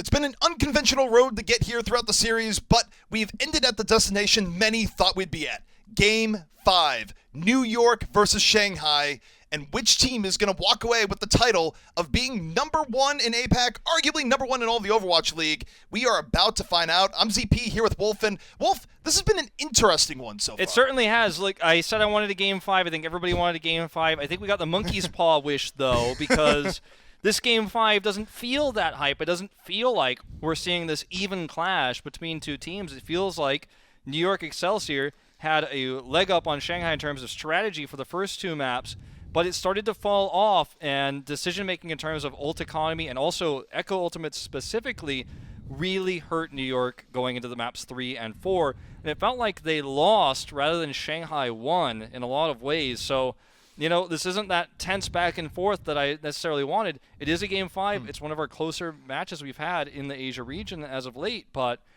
I don't know. I hope that in this final game, New York can really bring it back and at least show us a close map as our final control, or on our final control. I talked about towards the end of Rialto, but the prophecy has come true where New York, they have gone with the substitution. Who Are You out for the final map, and it is going to be Libero coming back in. And to me, Wolf, what this signals based on what we saw from their original map 1 where they were very dominant, I don't think Echo's coming back out for New York. I think Who Are You was their Echo player for maps they're going to run Echo on. But now that we're heading into our final control map, this seems to me that we're going to be seeing more with the Reaper May, where it's going to be Libero taking up that role, New York playing what they're very comfortable at. But I don't know if it's going to have the same impact, Wolf, because I think it caught Shanghai by surprise. I don't think Shanghai was expecting the old. But now they're going to map 5. They see the substitution. New York's hand is very clear. I think that there's a lot of options here for New York because we're going to Busan for our final map, which is very, very different, obviously, than what we saw previously on Lijiang, where there's a lot more chokes to work with. Lijiang, obviously, the Torbjorn strategy we saw on the second round there of Gardens was really effective versus an Echo push. It's a little bit tougher to pull that off, though, I feel like, on Busan. Busan, you're going to have the same opportunity, I think, on Mecha Base, specifically, where you have all those choke points, but you're not going to have the same opportunity on downtown at Sanctuary as much. So I wonder, they might be able to run it on Mecha Base, but I feel like Shanghai is not going to run into the same problems that they did previously. And I think New York might be overconfident. In fact, if they run this again on this map, you know, the same reason why they had problems on Rialto is they tried to run the Tracer comp, again, the Roadhog Orisa again on a map where it's just not as effective. I think New York, though, you think about their options they have here. If you're coaching New York, you're looking at this going, okay, our Echo comp has been figured out. We are getting outplayed in the mirror. Things are not going well. I mean, not a full mirror, but they're running the Tracer versus Sombra. Their style of it not working out. I think you go to something where it's like, okay, our control was super dominant. Maybe Shanghai adapts, but do they adapt enough to turn things around? Well, I think this is what New York is betting on, saying, well, no, they're not going to adapt quite that well. But Shanghai, they've been adapting all series long, so I don't quite know what we're going to get here. But I think New York might be in for a rude awakening if they're running this again, sans Echo, which I think is very likely. Yeah, I think they're going to be in for a rude awakening, especially on Sanctuary if they decide to run it, which is where we're going to start. Libero shows Ashe here, and they are going to teleport. This is definitely where Ashe is at her strongest of the three maps within Busan because there's long sight lines. You see a lot of Widow on this, or McCree on this as well, obviously when they're both not removed from the pool as they are this week. So Tracer Ashe versus Echo Ashe on the other side. The Echo Ashe definitely has a lot of finishing power, but I feel like Sabiobi is again going to have to look for picks if he wants to have the same value. It's going to be hard, though, because there's no Echo to help with that mechanically. Part of why the Tracer was so good is that you did have the Echo working on it, even though it didn't pan out on the ultimate side of the fight.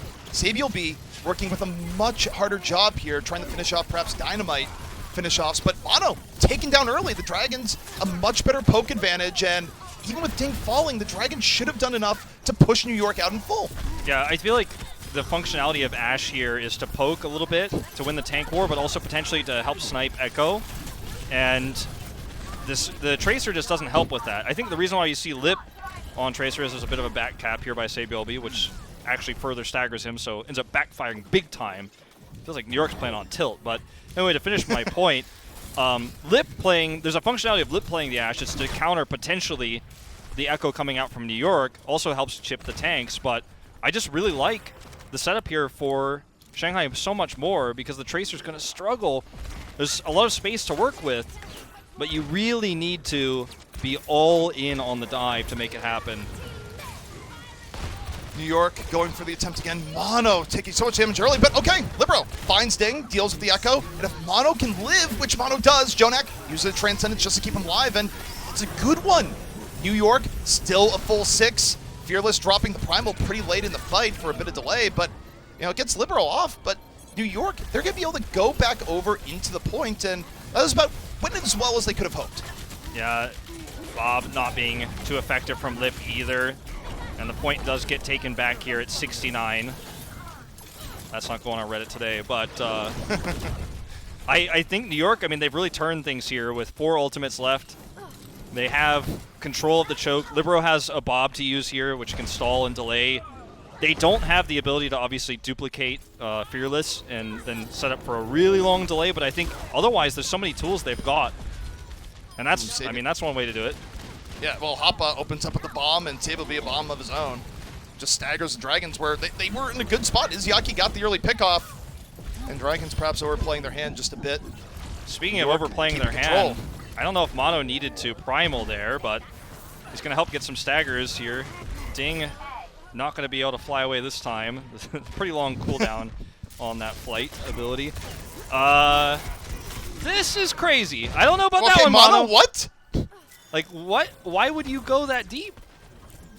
That was questionable, and of course this is back when Shanghai might have had the advantage there.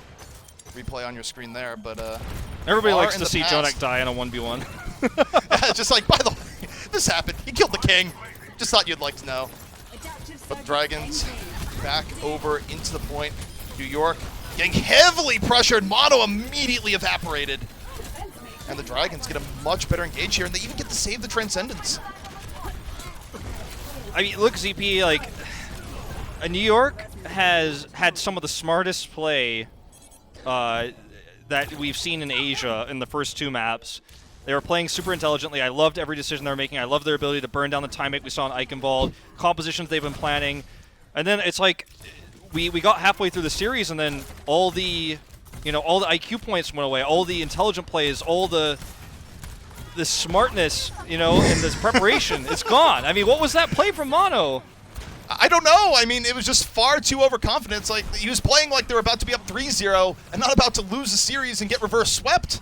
This is what I just saw there. The Dragons in control of the point. Hoppa moves in the stall, loses his mech. The New York Excelsior looking for anything. It's not coming from Jonak. Fearless just stomps him into the ground. And the Dragons making a statement here, about to get the round. And New York on the verge of what is going to be a very, very painful loss. I mean, New York is snatching defeat from the jaws of victory in a lot of ways right now.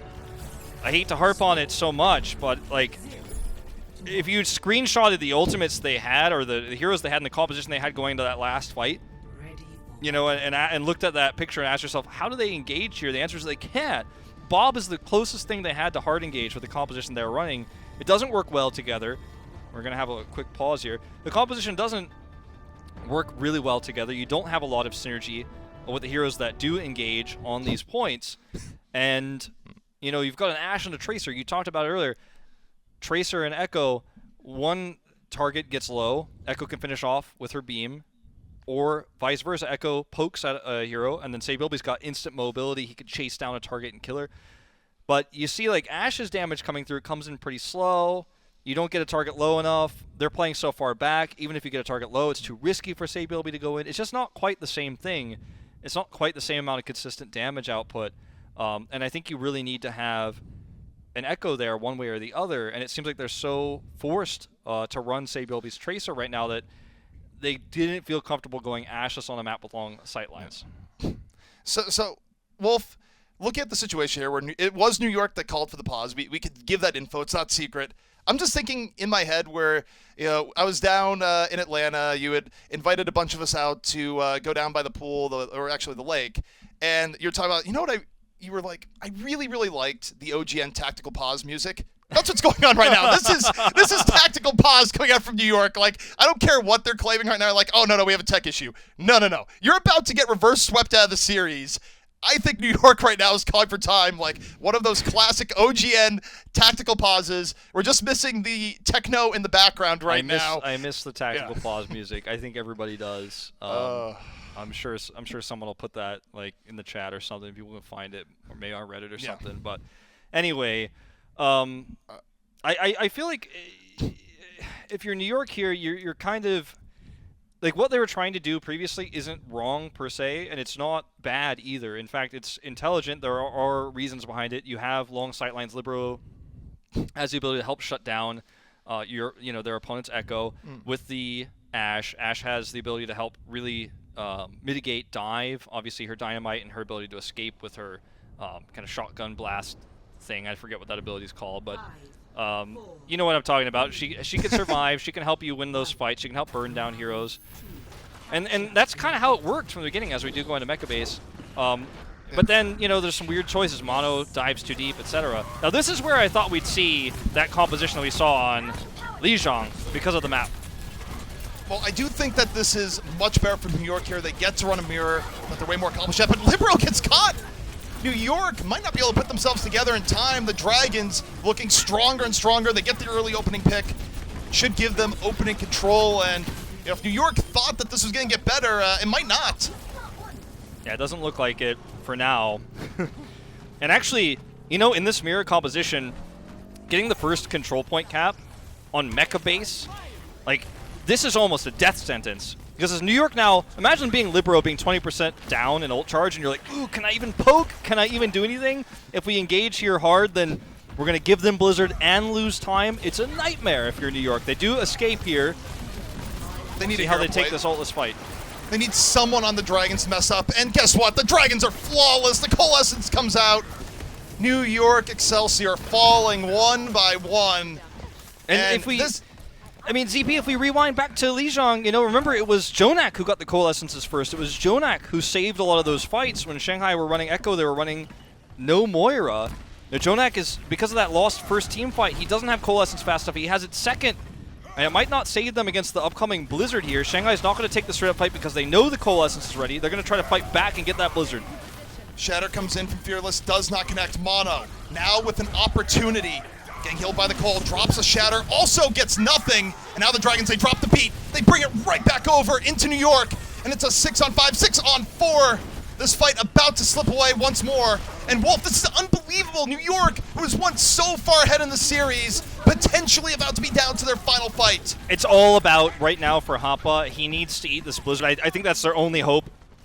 Get out of the choke point like they did last time, and then in that neutral fight, you know, before the ultimates start flying, he has to absorb that Blizzard from Ding. If the Blizzard goes off for Ding, I mean, I don't know if this is even winnable. I don't even know if it's even discussable. They have a sound barrier too for the longer fight on the point, but that Blizzard is everything. And oh no, they're cut in half.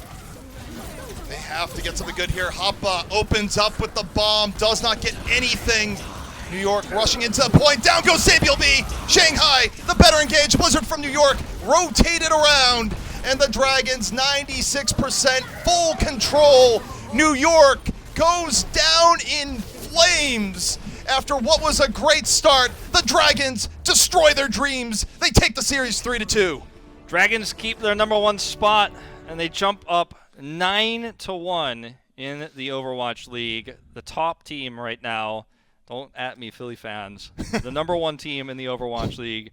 They steal this win back. New York, they get in their heads. They are able to take the momentum away from them, and New York suddenly starts making mistakes. They're starting to see ultimate mistakes, and Shanghai is able to take this. You know, in that last fight too, they had to sound very early because they got cut in half, which meant they didn't have that. The Blizzard came down.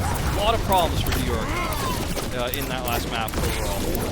I just think they hit a point where even swapping back to Libero, I just think the morale for New York was just decimated after falling down in the series where it was looking so good for New York. They were so far ahead. You called it best when you said, we saw some of the most intelligent play you can imagine from New York in the first two maps. And the IQ just was sliding down, and it wasn't a small slope. It was basically falling off a cliff. New York just had error after error piling up. And I think Echo play in general, a challenge for them. Meanwhile, the Dragons just getting better and better. Good adaptations, better in the neutrals the series went on, adjusting Sabiel B, not letting him get just so many pickoffs to start a fight where they go, oh, wait, we can actually focus the Tracer. Sabiel B is not, in fact, a god. And the Dragons just took away weapon after weapon. And it was insane. And, you know, you look towards what the biggest impact was in the match, who the player of the match is, and you gotta look over towards Ding, Wolf, because we talked a lot about the Echo matchup, and Ding was sublime. He really was. I mean, he played the better Echo overall throughout the longer series, and he stuck with it the entire time, but Shanghai played better around his Echo and his Echo ultimates than New York was able to do. And I think oftentimes, you know, in that battle against Who Are You, sometimes he lost those trades, especially early. Who Are You was actually dominating him oftentimes, but his mentality stayed stronger, and he was able to choose the right, duplicate targets, and make the big plays when they mattered most. And going from an 0-2 start to finishing it out 3-2, a lot of that came from Ding and, you know, just his better, superior decision-making. Well, Wolf, I have to say it has been a fun night of Overwatch. I mean, you called, you said, this night's going so long I can hear your birds chirping outside. Yeah, thank you for having me filling in. Hopefully Ilios feels better soon. But I had a blast, man. This was fun. Yeah. We got our long series, even though it wasn't quite the way we expected it to go down. Still a good day Overwatch, I'd say. It definitely was, DP. It was a pleasure. I think tonight's Asia Games late at night was definitely something special, something a little bit different, and it was really fun casting it with you. Well, that's going to wrap everything up. We will see everyone later today when North American play kicks off. The Overwatch League is brought to you by Xfinity, the preferred internet provider of the Overwatch League.